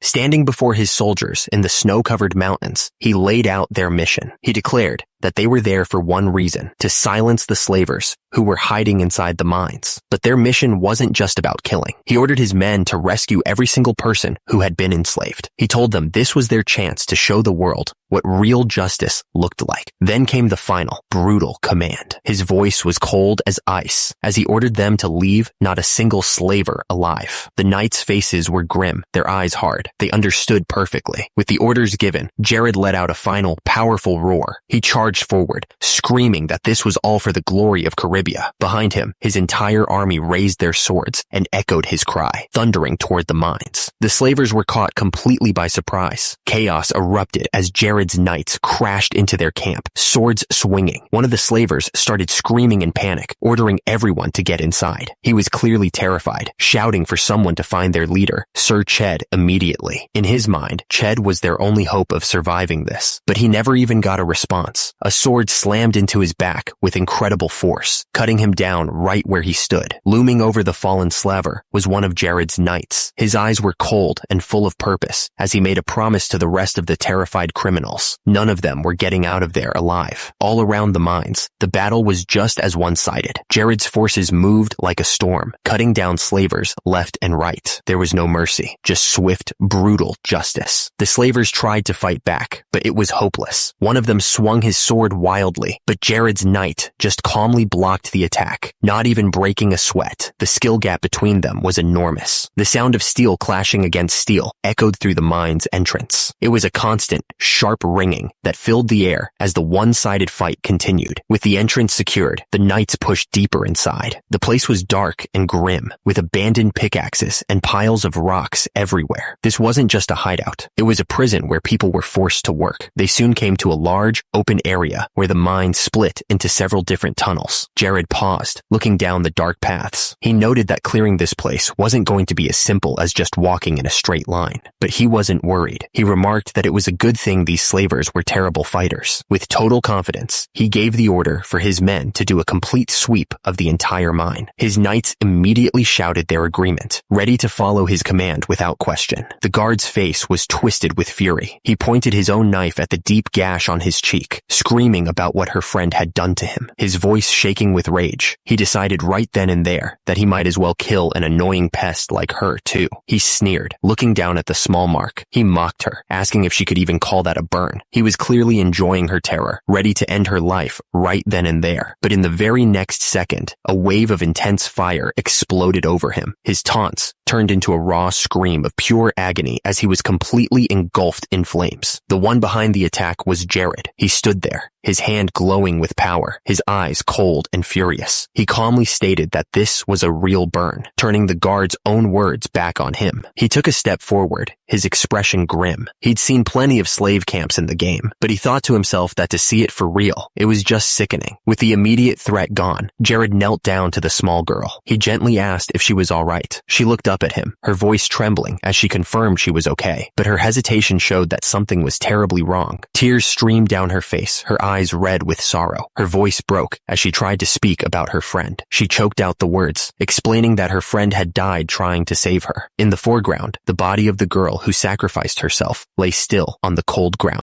Jared's eyes narrowed as he looked at the body. He knew instantly from his experience that it was too late. No healing magic in the world could bring her back now. A heavy sense of regret washed over him. He pulled the small girl into a hug, apologizing and wishing he had arrived just a little sooner. That small act of kindness was all it took for her to completely break down, screaming in pure, heartbreaking grief. As Jared held the crying girl, he noticed her hands. They were thin and her fingers were twisted, a clear sign of the horrible life she'd been forced to live. It was obvious she had been through a lot, far too much for someone so young. Just then, a man stumbled forward, his face a mask of confusion and anger. He drunkenly demanded to know what was going on. A system notification popped up, identifying him as Ched and confirming what was already obvious. He was completely wasted. His confused look slowly turned into a sneer as he recognized the person in front of him. He scoffed, mocking Jared and calling him the fat pig of a leader. There was zero respect in his voice. Ched kept running his mouth, telling Jared he should have stayed home instead of getting involved in his business. But Jared didn't react with anger. He just stared back, his expression turning ice cold as he processed the slaver's words. He thought to himself how ridiculous this was. Ched had lived his life as a simple miner, yet he had the nerve to look down on his own lord with such contempt. Jared's expression was pure ice. A ball of crackling energy stemmed in his hand as he looked at the slaver. He wasn't just going to capture him. He promised right then and there that he was going to kill him himself. Ched just threw his head back and laughed. He mocked Jared, asking if he really thought he could win with magic. Still drunk and full of himself, he sneered that he would never die to a pig like him. For a split second, neither of them moved. They just stared at each other, the air thick with tension. It was the quiet moment right before the storm. Ched was the first to act. With a shout, he threw his hand forward, unleashing a powerful lightning spell straight at Jared. But Jared was already moving. He activated his haste skill, and in a blur of motion, he sidestepped the attack completely. The bolt of lightning slammed into the ground right where he had been standing a moment before. Ched's eyes widened in total disbelief. He couldn't believe Jared was using haste, a spell so basic that most magicians considered it beneath them. He started laughing, questioning what kind of self-respecting mage would ever use something so simple. But Jared wasn't just dodging. In a flash, he moved like a whirlwind through Ched's men. One after another, they were sent flying, knocked out before they even knew what hit them. The entire group was taken down in a single, blurry motion. Ched watched this, and a smirk grew on his face. He knew the secret of haste. It was a simple spell that just pushed the body forward at high speed. The real trick was controlling it, and he knew that changing direction would be almost impossible for Jared. Thinking he had him figured out, Ched decided on a new plan. He began gathering a massive amount of energy, lightning crackling wildly around his hands. He screamed that if Jared couldn't change direction, he'd just destroy everything around them. But before he could even unleash the spell, Jared was already there. A fist glowing with energy slammed right into Ched's face. The impact was brutal, cutting off his attack and sending him reeling backward in shock. It wasn't just one punch. Jared unleashed a storm of glowing energy, hitting Ched again and again. Each blow landed with crushing force, giving him absolutely no chance to recover or even think. As Ched's body collapsed to the ground, Jared just watched with a look of disappointment. He thought to himself what a fool Ched was. Trying to use a high-level spell while drunk just left him wide open for an attack. He turned and walked away from the body without a second glance. The fight was so one-sided, so pathetic, that he couldn't even get angry or feel any real sense of victory. His only thought was a cold command for the man to just just disappear from the world. The moment it was over, the system lit up. It announced that the war against the criminals quest was complete, raising public loyalty by 23 points. A second message followed right after, confirming the annihilation of the underground organization was also finished, adding another 34 points to his loyalty. And then, the final notification popped up, the one that changed everything. The system declared that public loyalty had reached 100 points. Because of that, Caribia was officially entering a golden age. This was huge, a sign that all his hard work was paying off in a massive way. With Ched dead, cleaning up the rest of his organization was simple. The whole situation was dealt with quickly and quietly. There was no mercy for the slavers. From the kidnappers to the murderers, every single person involved was executed. It was a clear message that this kind of evil wouldn't be tolerated in Caribia anymore. As for the people they rescued, they were finally safe. Under the careful watch of a public escort, the former slaves were taken back to be reunited with their families. But one of the children, a young girl with bright red eyes, looked up at Jared with a mix of hope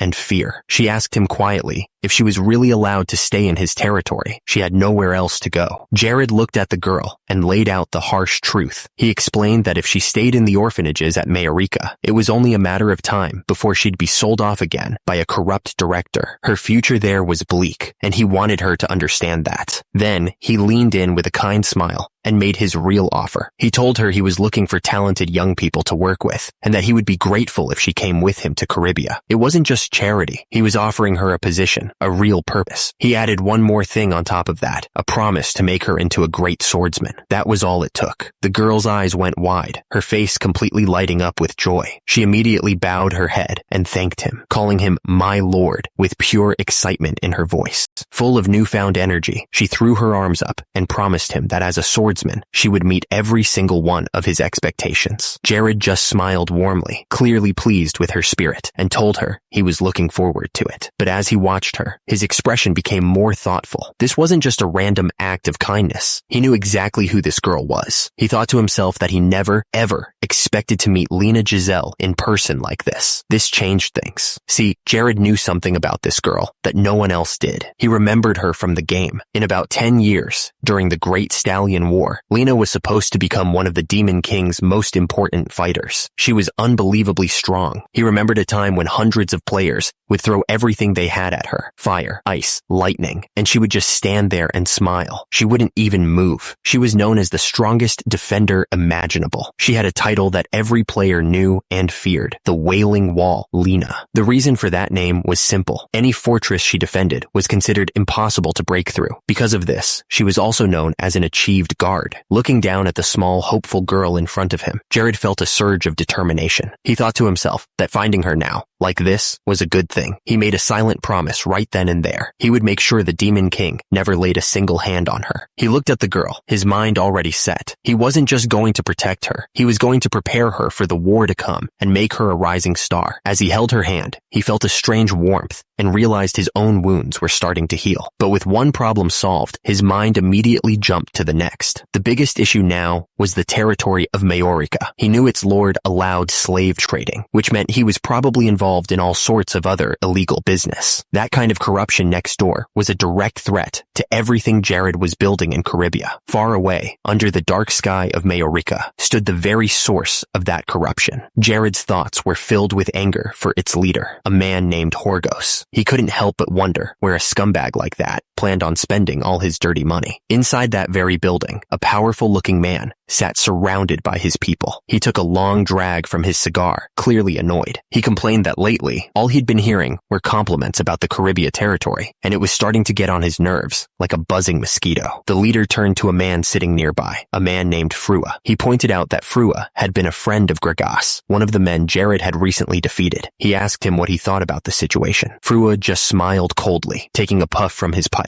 He calmly promised not to worry, assuring his boss that he would take care of it. A cold smile spread across Frua's face as he let out a puff of smoke. He reminded his boss that this was now a personal matter for him. With a look of pure confidence, he declared that it was his duty to get revenge for his fallen friend. Meanwhile, back in Caribia, the night was quiet. Under the light of a full moon, the town looked peaceful, with all its people sound asleep. up. A lone guard made his rounds through the empty streets. His torch cut through the darkness as he kept watch, making sure everything stayed that way. Suddenly, a sound made him look up. He caught a glimpse of a dark figure leaping through the air, silhouetted against the moon. The intruder landed on the roof without a sound, moving like a shadow. They were carrying a large, heavy sack over their shoulder, something that clearly didn't belong up there. Without a moment's hesitation, the figure walked to the edge of the roof. They looked down into the dark alley below and just dropped the sack, letting it fall into the shadows. With the sack dropped, the intruder's work was done. They stood on the edge of the roof for a moment, a dark shape against the moonlit sky, before preparing to vanish back into the night. Just for a second, you could see their eyes. They were completely cold, without a hint of emotion. Then, just as quietly as they arrived, they were gone. The next morning, the sun was up, and the hard work had already begun. Jared was pushing himself as hard as he could, gasping for air with every step, his body screaming at him to stop. Running right alongside him was Lena. She was also breathing hard, but her face was full of determination. She just kept her eyes forward and powered through the pain. An instructor watched them from the side of the snowy path, shouting that they were on their final lap. While Jared looked like he was about to collapse, Lena kept a steady pace, driving them both to the finish line. Jared was on the verge of collapsing, his face twisted in exhaustion. He managed to gasp out a question, asking Lena if she was enjoying the morning runs. She cheered back enthusiastically, telling him it was way better than running in the narrow, smelly mines. Despite feeling like his body was about to give out, he promised Lena they'd keep exercising. He even told her he'd find a proper trainer for her soon. Lena just beamed, thanking him with a huge smile, but it turned out today's run was just too much. A moment later, Jared's body finally gave in. An attendant nearby froze in shock as he heard his lord suddenly get sick, crying out his name in alarm. After recovering from the intense workout, Jared sat down for a meal. His focus had already shifted from training to business. He paused mid-bite and asked if a letter had arrived from Sir Oberyn Navila. A maid stepped forward, holding a letter. She confirmed that it had arrived early that morning. This was the news he'd been waiting for, a report on how his plans for the territory were progressing. As Jared read through the letter, a small smile formed on his face. Lena, sitting across from him, noticed his good mood right away. She happily remarked that things seemed to be going well and asked him what the letter said. He looked up from the page, ready to share the updates. He told her he'd just give her the simple summary of what was happening. The first piece of news was a huge one. Jared explained that Sir Oberyn had managed to successfully grow a crop called Reanella. For a territory that had to import almost all of its food, this was a massive step forward, a way to finally start feeding themselves and cut down on costs. And the good news didn't stop there. He went on to explain that Avila had brought in 1.5 times the usual number of monster hunters. By selling the mana crystals they collected, Caribia had made twice its normal profit compared to last month. His plan to turn their monster problem into a business was working better than expected. Lena listened, completely impressed. She admitted that a friend had once told her Caribia was a failing territory, destined to fall apart. But hearing all this, she realized it was so much better and more exciting than anyone had described. Jared looked up from the letter with a determined glint in his eye. He explained that all this good news was just the beginning. Soon enough, he promised, the entire continent would know the name Caribia. But just then, the good mood was shattered. A man in armor, looking completely panicked, burst into the room and called out to his lord with a sense of urgency. Jared immediately recognized him. He asked Rakis what the matter was. The man didn't hesitate, telling Jared that there was a serious problem that needed his attention right away. As they walked through the halls, Jared's expression grew grim. He needed to be sure, asking Rakis if this discovery had really just happened that morning. Rakis confirmed it, but then he added a much more worrying detail. This wasn't just one discovery. Whatever they had found was turning up in several other locations as well. The problem was spreading. Jared's face hardened, his eyes filled with fury. He couldn't believe the nerve of whoever was responsible to just throw something like this inside his territory. It was a direct insult. And there it was, lying on the ground. It wasn't just anything. It was a monster's corpse, left right in the open for everyone to see. Rakis looked down, his face full of shame. He felt this was his failure, telling Jared that he should have been more careful and that he needed to make up for this mistake. But Jared just knelt beside the body, his anger replaced by a cold focus. He told Rakis not to be so hard on himself. He reminded him that Caribia didn't have any walls yet, which meant things like this were always a possibility. His mind was already working through the problem. He knew his own people were loyal, so the person who did this had to be an outsider. But that just raised an even bigger question. What could they possibly gain by doing this? illness. As they were trying to figure out the mystery of the corpse, a desperate cry suddenly cut through the air. Someone was begging for help for their mother. Both Jared and Rakis immediately turned, their attention pulled away from the body on the ground. The voice grew even more frantic, offering to be sold for money if it meant getting help. Jared just stood there, listening intently. The sheer desperation in that plea hung heavy in the air. Turns out, the cries were coming from a little girl. She was grabbing onto the arm of a hooded man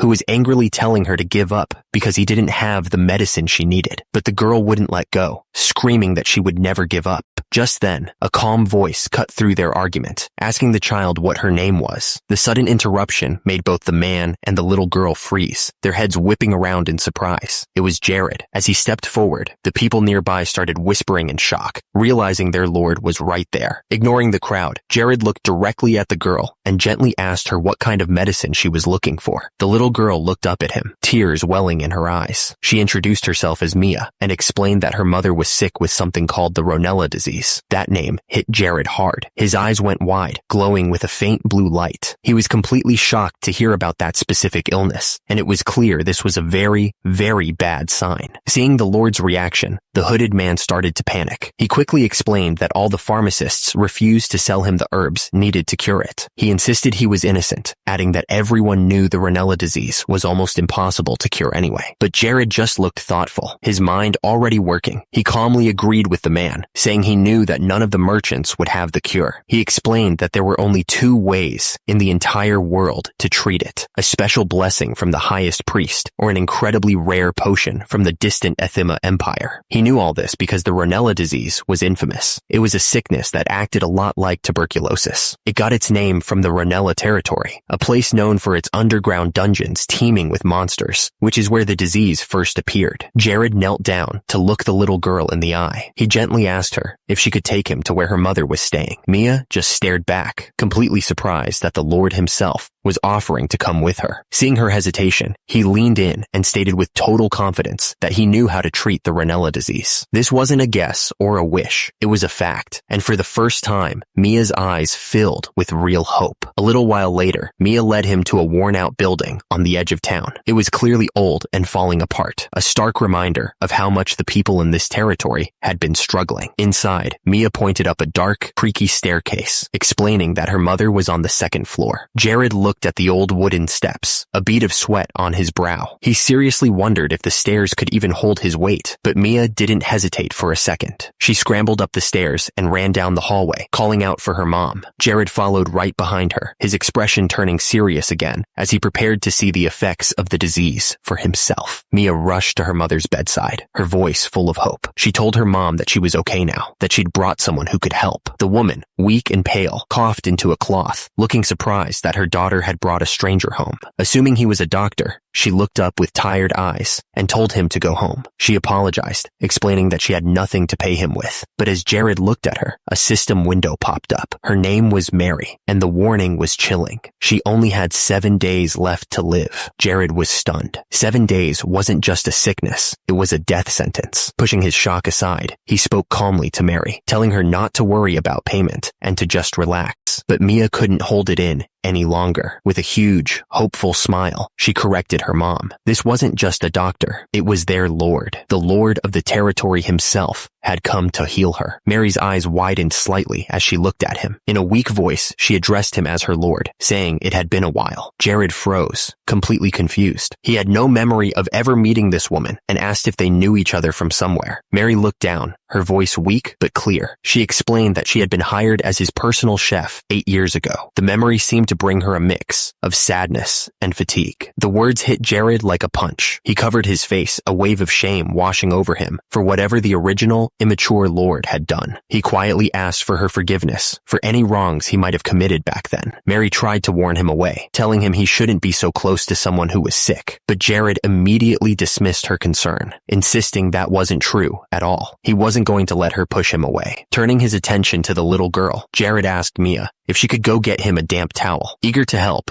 She immediately agreed and hurried out of the room, leaving him alone with her mother. The moment Mia was gone, Jared's expression hardened. The look on his face was one of pure determination. Now that they were alone, it was time to get to work. Without saying another word, Jared walked over to the wooden window and pushed it open, letting the cool air into the small room. He looked down at the street below, his expression grim. It was exactly as he had expected. Lying on the ground right outside was the massive, rotting corpse of a monster. Jared then asked Mary directly if she had ever dealt with monsters before. Mary sounded completely stunned, wondering how he could have possibly known. Wiping her mouth with a cloth, Mary admitted that he was right. She explained that she used to work as a chef for a high-ranking team of adventurers, one that sold monster parts for a living. Jared's expression hardened as he thought about the nature of the disease. He knew Reanella wasn't passed from person to person. It was transmitted through exposure to monster corpses. The worst part was its lack of early symptoms, making it nearly impossible to diagnose until it was already too late. Jared explained that while she had been fighting off the disease, her recent contact with the monster corpse had made everything much worse. A coughing fit shook Mary's body. She looked down, her voice trembling with fear as she wondered who could be so cruel, and if this meant she was going to die. Just then, the door swung open. A blue-haired maid and a young blonde girl walked in. The maid cheerfully announced that she'd brought the herbs he'd asked for. She then turned to Mary, reminding her that the Lord had promised he would help. Jared looked at Mary with a warm, confident smile. He told her to believe in him, making a solemn promise that he wouldn't leave her side until she was completely better. All she had to do was trust him. Tears welled up in Mary's eyes, her expression a mix of shock and overwhelming relief. She stammered out her thanks, asking how she could ever possibly pay him back for such kindness. Jared just smiled gently. He told her they could worry about all that after she got better. In the background, his helpers were already getting to work, preparing the herbs to start her treatment right away. But not everyone was moved by Jared's promise. Hidden on a nearby rooftop, a cloaked figure watched from the shadows. He scoffed at the very idea, thinking it was nonsense to even try and cure a disease that was supposed to be incurable. Suddenly, a shadow fell over him. A massive armored warrior was standing right behind him, a blade held steady. The warrior calmly stated that he wasn't sure how it would work either, but their lord had never been wrong before. The hooded man's eyes shot wide with shock. The warrior continued, explaining that everything had gone exactly as their lord predicted. He knew the person responsible would eventually return to the scene of the crime. At that moment, Jared stepped forward, his eyes burning with cold fury. He stared down at the captured man, his voice low and dangerous. He accused him directly of being the one spreading the Reanella virus by using monster corpses. The hooded man's initial shock quickly faded, replaced by a cold, taunting look. He met Jared's glare without fear, a smirk playing on his hidden lips as he asked why he was so curious. At that moment, Jared saw her true identity. Her name was Lena Mani. A window of information appeared in his mind, just like in the game,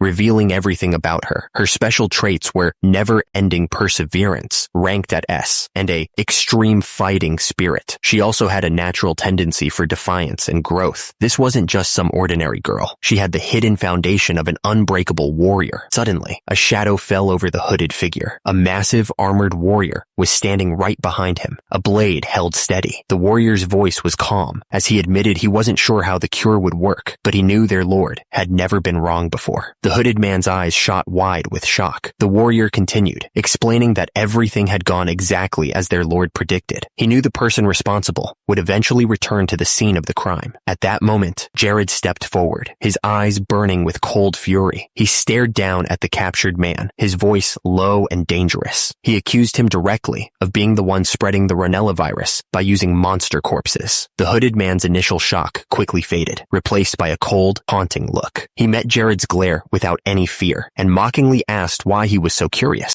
But instead of getting angry, Jared's mind seemed to focus on something else entirely. A single word appeared in his thoughts, clear as day: Asher. The second herb was Rolana, and the third was Nicole. He remembered the four of them in the room, all working together. Mary was resting in bed, while he and the maids carefully prepared the ingredients on the floor. The blue-haired maid was grinding the herbs, and she couldn't hide her surprise. She remarked on how these 3 ingredients were actually pretty easy to get. She just never imagined that such a dangerous disease could be cured by something so simple. Jared had then started the process, carefully boiling the mixture. The herbs bubbled away as the powerful essence was slowly distilled into a bright red liquid, the finished cure. This incredible knowledge didn't come from some ancient, forgotten book. He remembered it from his past life, playing Paradiso. He'd stumbled upon a post on a bulletin board where some unknown herbalist, fed up with all the other herbalists fighting over the rights to the cure, just decided to upload the entire recipe for free. It was that one simple act that gave him the knowledge to save everyone. As he ground the herbs, he thought about how incredible this was. Thanks to that one anonymous post from his past life, he was using a cure that shouldn't have been discovered for another 10 years. He was literally changing the future with his own 2 hands. A little while later, Mary's eyes fluttered open. She saw Jared sitting right by her bed, watching over her. She called out to him weakly, and he immediately turned his full attention to her, telling her to go ahead and speak. She looked at him with genuine confusion in her eyes. She asked him why a powerful lord like him would work so tirelessly just to save a poor commoner like herself. It just didn't make any sense to her. Jared didn't turn around. He just stared ahead and said that you have to experience pain yourself to truly understand the pain of others. Hearing that, Mary's mind went to the most obvious conclusion. She asked him quietly if he had ever been sick with the Reanella virus himself. She was trying to understand where his empathy came from. The 2 helpers listened from the side as Jared answered. He explained that he'd never had the Reanella virus. In fact, he told Mary he grew up perfectly healthy, surrounded by love and affection. He gently held Mary's hand, his expression turning serious. He explained that while he was fortunate, his mother, she wasn't. She was a woman who had only ever shared love, but life hadn't been kind to her. He then began to tell her the true story from his past life. He remembered how poor his family was. They were so poor that when his mother got sick, they couldn't even afford to take her for a proper checkup. He recalled the day they finally made it to the hospital. By then, it was already too late. The doctors told him she was in the final stages of terminal cancer, so weak she couldn't even use her own hands anymore. Looking back, he realized he felt more anger than sadness. He was furious with himself, furious that he was powerless to fix a situation that money could have solved. That feeling of helplessness was something he never forgot. His eyes filled with a familiar pain as he remembered that time. He admitted to Mary that even after 15 long years, he still blamed himself for what happened that day, and that's why he was here now, holding the cure. He explained that he knew exactly how Mia must be feeling, seeing her mother in this state. He looked down at the potion, his resolve hardening. He wouldn't let Mia go through the same pain he did, the unbearable pain of losing your own mother. But while Jared was making his promise, a completely different situation was unfolding elsewhere in the city. The hooded man he'd captured was trying to escape, leaping across the rooftops with the armored public guard chief right behind him. The assassin spun around, blades flashing, but the guard chief was ready. Their swords met with a sharp clang that echoed over the quiet town below. The fight had officially begun. The assassin didn't waste a second, lunging forward with his blade in a blur of motion. But Rakis was watching his every move, his eyes narrowed with intense focus, ready for the strike. With a sharp grind of metal on metal, Rakis caught the assassin's sword on his own. His grip was firm, stopping the attack dead in its tracks. He didn't just block it, though. In the same motion, he pushed the assassin's blade aside and began his own counterattack. With a grunt of effort, Rakis swung his own heavy sword in a huge arc, aiming to overpower his opponent completely. But the assassin was faster than he looked. He brought his own sword up just in time, and the 2 blades locked together with a loud crack inches from Rakis's face. His eyes shot wide open, shocked by the force of the impact. The 2 of them were locked in a brutal contest of strength, their swords grinding together high above the city. Rakis poured all his power into his push, trying to overwhelm the assassin, but the hooded man didn't budge an inch. The strain was immense, with neither side giving way. But from the assassin's point of view, this wasn't a real fight. He saw Rakis's incredible power as a simple-minded mistake. He thought the warrior was just wasting energy, pushing with foolish strength instead of skill. He saw his opening. Instead of trying to match Rakis's power, the assassin decided to use speed. He suddenly broke away from the clash, ducking low to get past the warrior's guard. His plan was to aim for a vital point and end it. In a blur of motion, he swung his blade in a sharp, deadly arc. He was confident this single, precise attack would be enough to finish the fight right then and there. The blow landed with a shocking impact. Rakis's eyes flew wide open, his face a mask of pure disbelief. The assassin's speed had completely caught him off guard,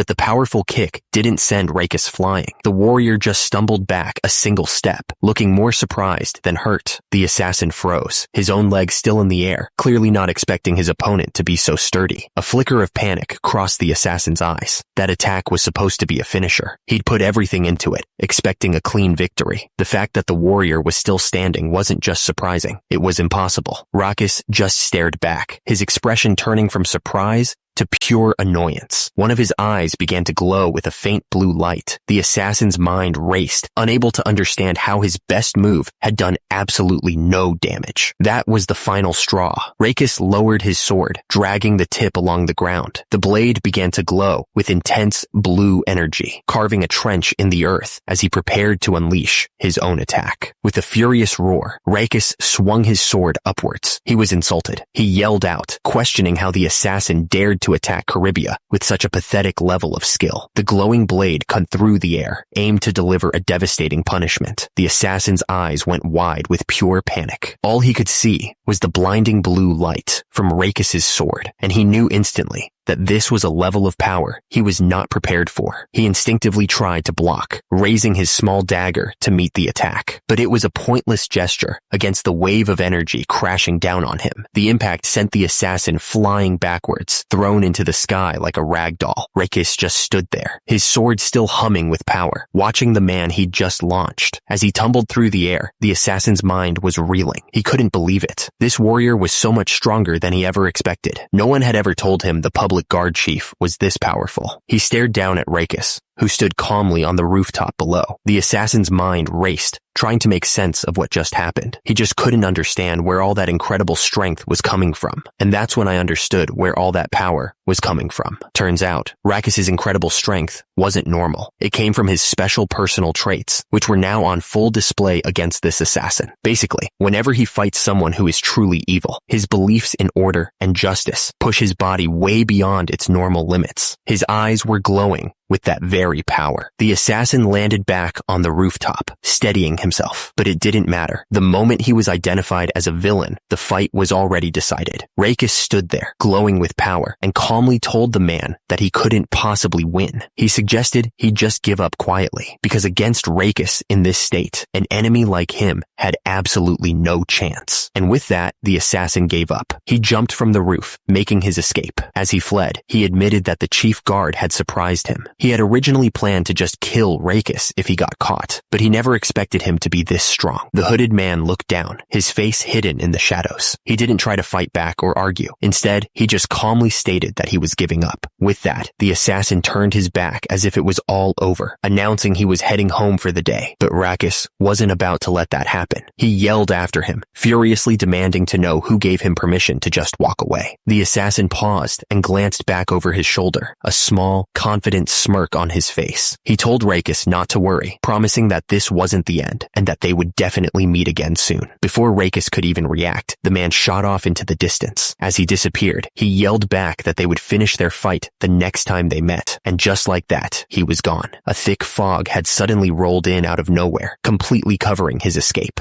Raikus stood there, clenching his fists in frustration, wondering where the hell it all came from. Raikus stood alone on the rooftop, the mysterious fog swirling around him. He knew it was over. The assassin was gone. 2 weeks passed. In a quiet room, a young girl named Mia kneeled on the wooden floor, looking a little nervous. Blue energy was already starting to swirl around her. A calm voice told her to watch closely.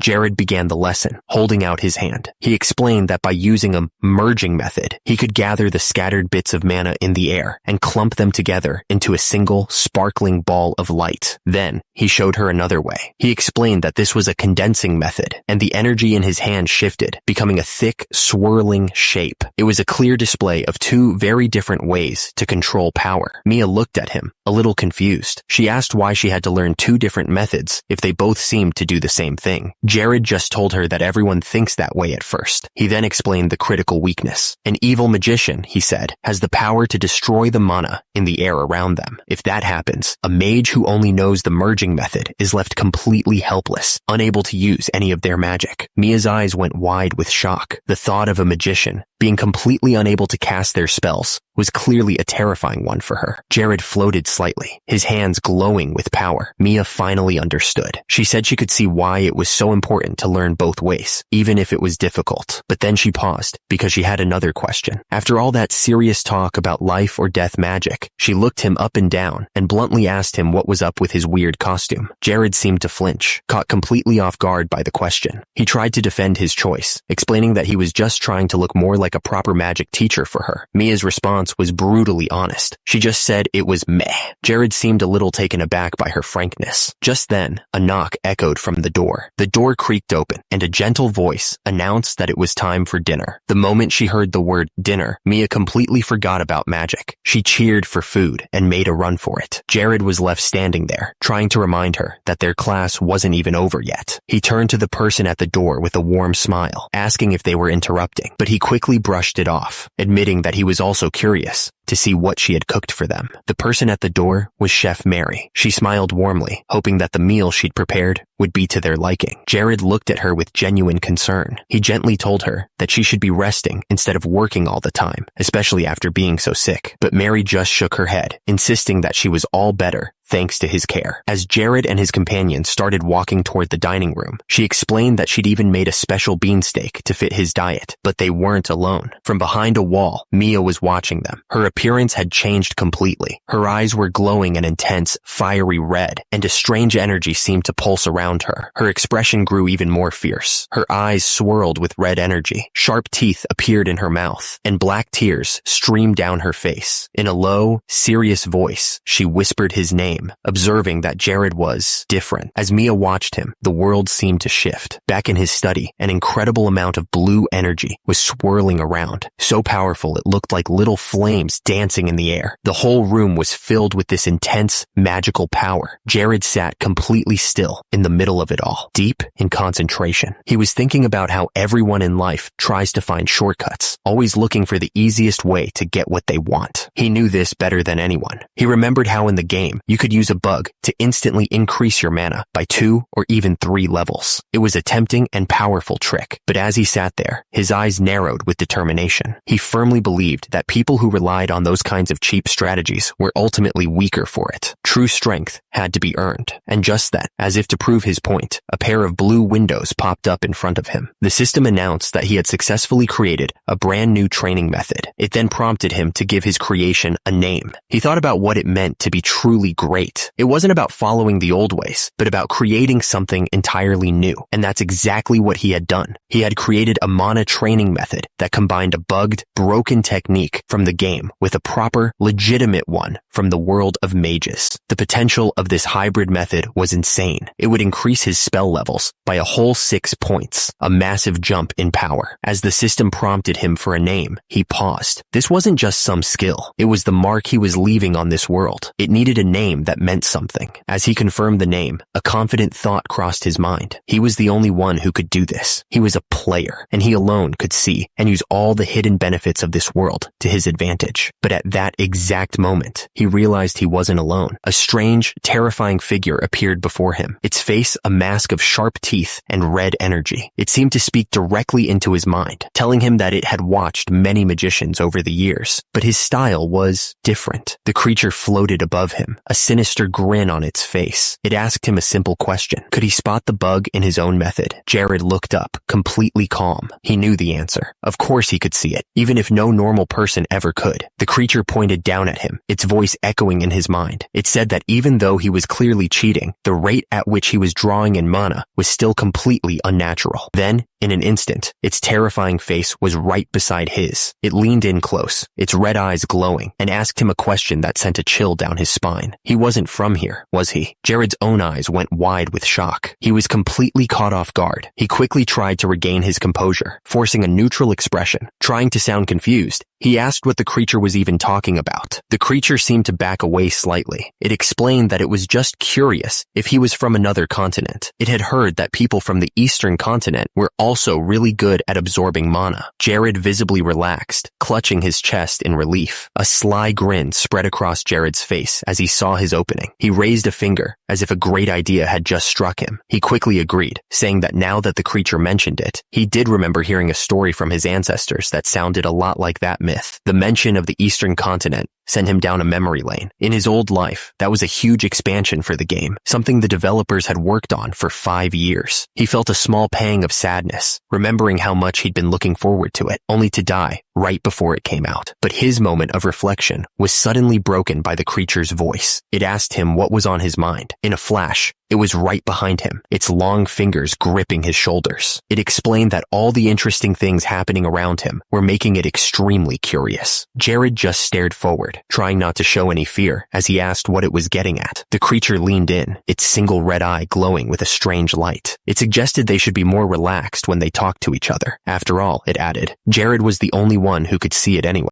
Then, it reached out and placed its hand over one of Jared's eyes. The moment it did, his eye began to glow with the same bright red energy as the creature's. It then made a chilling claim, stating that the mind eye was its own. But just as quickly as she'd claimed it, the creature dismissed the whole thing. She told him to forget about the mind eye, casually suggesting he could keep it as a wedding present for her future husband. Jared was absolutely speechless. She then explained her sudden change of heart. She admitted that when he was bigger, she found him unpleasant to look at. But now that he'd lost some weight, she thought he was actually pretty easy on the eyes. Jared looked both flustered and suspicious. He shot back, asking if her newfound appreciation was the reason she'd been staring at him so intently while he was asleep. The creature got even closer, grabbing his face with her long fingers. She declared that since he was so much of a man now, it shouldn't be a problem for a virgin like her to take him as her partner. To top it all off, she leaned in and reminded him of one more thing, that he had already taken her first kiss. The comment seemed to completely short-circuit his brain, leaving him dazed and blushing. Jared completely lost his cool. He scrambled to get away, yelling that he had to run off to the Reanella territory immediately. But the demonic girl wasn't letting him go that easily. With hearts in her eyes, she eagerly called out for her love to go with her. But that whole chaotic situation was happening somewhere else. The focus shifted to a report being read aloud. It started by praising a girl named Lena, noting that she had accomplished a great deal for someone so young. The report went on, explaining that Lena's potential was so immense, the writer was surprised she was found at all. In fact, her talent was so great that the writer believed they would have nothing left to teach her in just a month or two. The person reading this was a young, blue-haired girl. She held the letter and explained with a smile that this was the full report sent by Sir Rakus. Jared listened intently, his expression now calm and thoughtful. He noted that if the title of the strongest person in Caribia was going to expire in just a month, then Lena must be a truly exceptional talent. But the word expired seemed to catch his attention, and he questioned it with a curious look. Jared told the blue-haired girl to let Sir Rakus know that he would find a good teacher for Lena soon. She looked up from her papers and happily agreed. He gazed out the window, his mind already working. Turns out, he already had a few good candidates in mind for the job. Their carriage was moving quickly through the woods, but in the next moment, everything came to a sudden, violent stop. An arrow came flying out of nowhere, smashing right through the window. It was stopped just inches from the girl's face by a glowing blue shield that appeared instantly. She looked completely stunned, not understanding what just happened. The blue-haired girl called out to him in alarm. It was Jared who had reacted in a split second, his hand already glowing with magic as he threw up the shield to protect her. He was on high alert, ready for whatever was coming next. The shouts from outside confirmed it. They were being ambushed. The guards were scrambling to protect their lord. The blue-haired girl just stared at the arrow in her hand, her mind reeling from how close she'd just come to death. Suddenly, a whole storm of arrows rained down on the carriage, but Jared was completely unfazed, his magic easily deflecting them. He seemed almost bored by the attack, thinking how foolish the bandits were. From the side, his companion could only scream his name in terror, but instead of hiding, Hayes did something he never expected. She threw herself in front of him, screaming that she would protect him. Jared's eyes went wide in disbelief, yelling her name in a panic. He grabbed her instantly, yelling at her for being so reckless, and telling her she'd just get killed. But Hayes argued back, insisting that her most important duty was to protect him. He cut her off, telling her that acting so foolishly wasn't devotion. With a fierce look on his face, he shoved her back into the corner of the carriage. He ordered her to stay put, even threatening to kill her himself if she dared to step outside again. The threat worked. Terrified, Hayes quickly agreed. The air filled with the sound of arrows whistling past. Outside, the guards were scrambling, demanding to know who was attacking them. They warned Jared that it was too dangerous to step out. A small spirit next to him even offered its help, but Jared just stared ahead with a look of determination. He calmly said he would handle this himself. And just like that, he stepped forward. A bright blue barrier of pure magic formed around him, and the arrows simply shattered against it, completely harmless. He stood there, completely untouched by the attack. Through the glowing blue light of his magic, you could see the bandits standing far off in the distance. His power wasn't just a shield. It was a force that reached across the battlefield. The attackers saw the magical display and immediately knew what they were dealing with. One of them yelled out a warning to his leader that their target was a magician. The leader, however, didn't seem surprised at all, simply confirming that, of course, a magician was with them. The leader of the bandits, a huge man with a massive axe, spoke up. He explained that a masked man had hired them for this very job. A title appeared, identifying him as Tog, the magician murderer. This wasn't just a random attack. They had brought in a specialist. Even from a distance, Jared's magic allowed him to hear every word. The mention of a masked man immediately made him think of the report Sir Rackus had given him. Then, through his magic, he sent a thought directly to them, calmly letting them know he could hear everything they were saying. But Tog wasn't fazed in the slightest. He just scoffed, shouting that magicians were worthless. He then broke into a full sprint, declaring that he would show the newbie in his group exactly how to handle them. As he charged, he activated a skill. A powerful, swirling vortex of purple energy began to form around his weapon. The system identified the attack, rotational clashing. With a powerful roar, Tog swung his weapon. The glowing purple energy followed the arc of his swing, creating a deadly crescent of force aimed right at Jared's magical shield. The force of that first attack was insane. Jared was thrown completely off his feet, sent flying backward through the air like a rag doll. But Tog didn't give him a single moment to recover. Without any hesitation, the bandit leader was already winding up for another powerful swing, determined to end this quickly. As the weapon came down, Jared's hand lit up. A ball of blue energy swirled into existence as he cast a spell. The system announced it was haste, a magic meant to give him a burst of incredible speed. Tog's weapon slammed into the ground, shattering the earth where Jared had been just a split second before. The bandit leader scoffed, yelling that cheap tricks like that wouldn't save him. He didn't waste a breath. He immediately unleashed another skill, a powerful downward strike. With a look of pure confidence, Tog brought his weapon crashing down again, certain this blow would find its mark. But Jared didn't strike back right away. He stayed low to the ground, completely still, as blue sparks of mana began to flicker around him. A moment later, he stood up. A glowing blue shield spell materialized right above his head. With a smirk, Jared commented that Tog's title as a magician murderer must have been earned. The bandit leader just glared back, clearly unimpressed. Tog didn't waste time with words. He exploded into a blur of motion,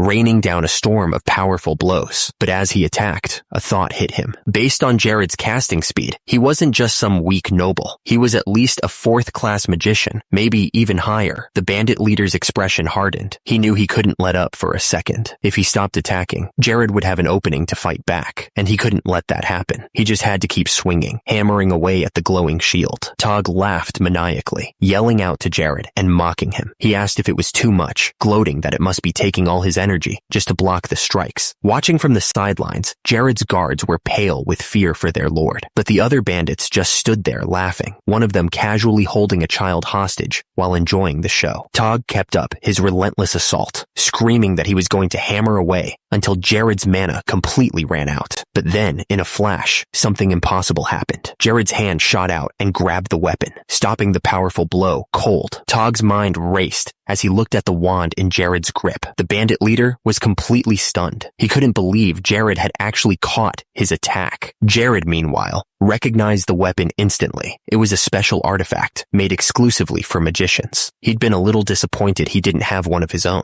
but he figured he'd just take this one instead. A red glow flared from the artifact as a system message confirmed it was physically increasing his strength. Jared looked at Tog with a calm smile and said he'd be taking it off his hands. failed. With his new strength, Jared's hand, now covered in a golden gauntlet, began to crush the wood of the artifact. Tog watched in silent horror, his mind reeling. He couldn't understand. When had this magician become so physically powerful? And then, just to rub it in, Jared explained the real trick. It wasn't just about his own strength. He'd also used his magic to completely block all the body-strengthening spells Tog had cast on himself. At that moment, the bandit leader felt all his power drain away. With the fight clearly over, Jared calmly brought up the real reason for all this. The strange masked man who hired them. Realizing he was completely defeated, Tog panicked. He desperately begged for his life, promising to tell Jared everything he wanted to know. Jared picked up a huge axe from one of the fallen bandits, a wide, almost playful grin on his face. He acted like he was actually thinking about the offer, admitting that he really did want to hear what Tog had to say, but that hope vanished in an instant. Jared's smile disappeared, replaced by a cold, determined glare as he swung the axe down with incredible force. His final words were simple. He doesn't trust criminals. Hey, real quick, my mom said this channel would get 0 subscribers. If you enjoyed the story so far, click subscribe to watch the next part.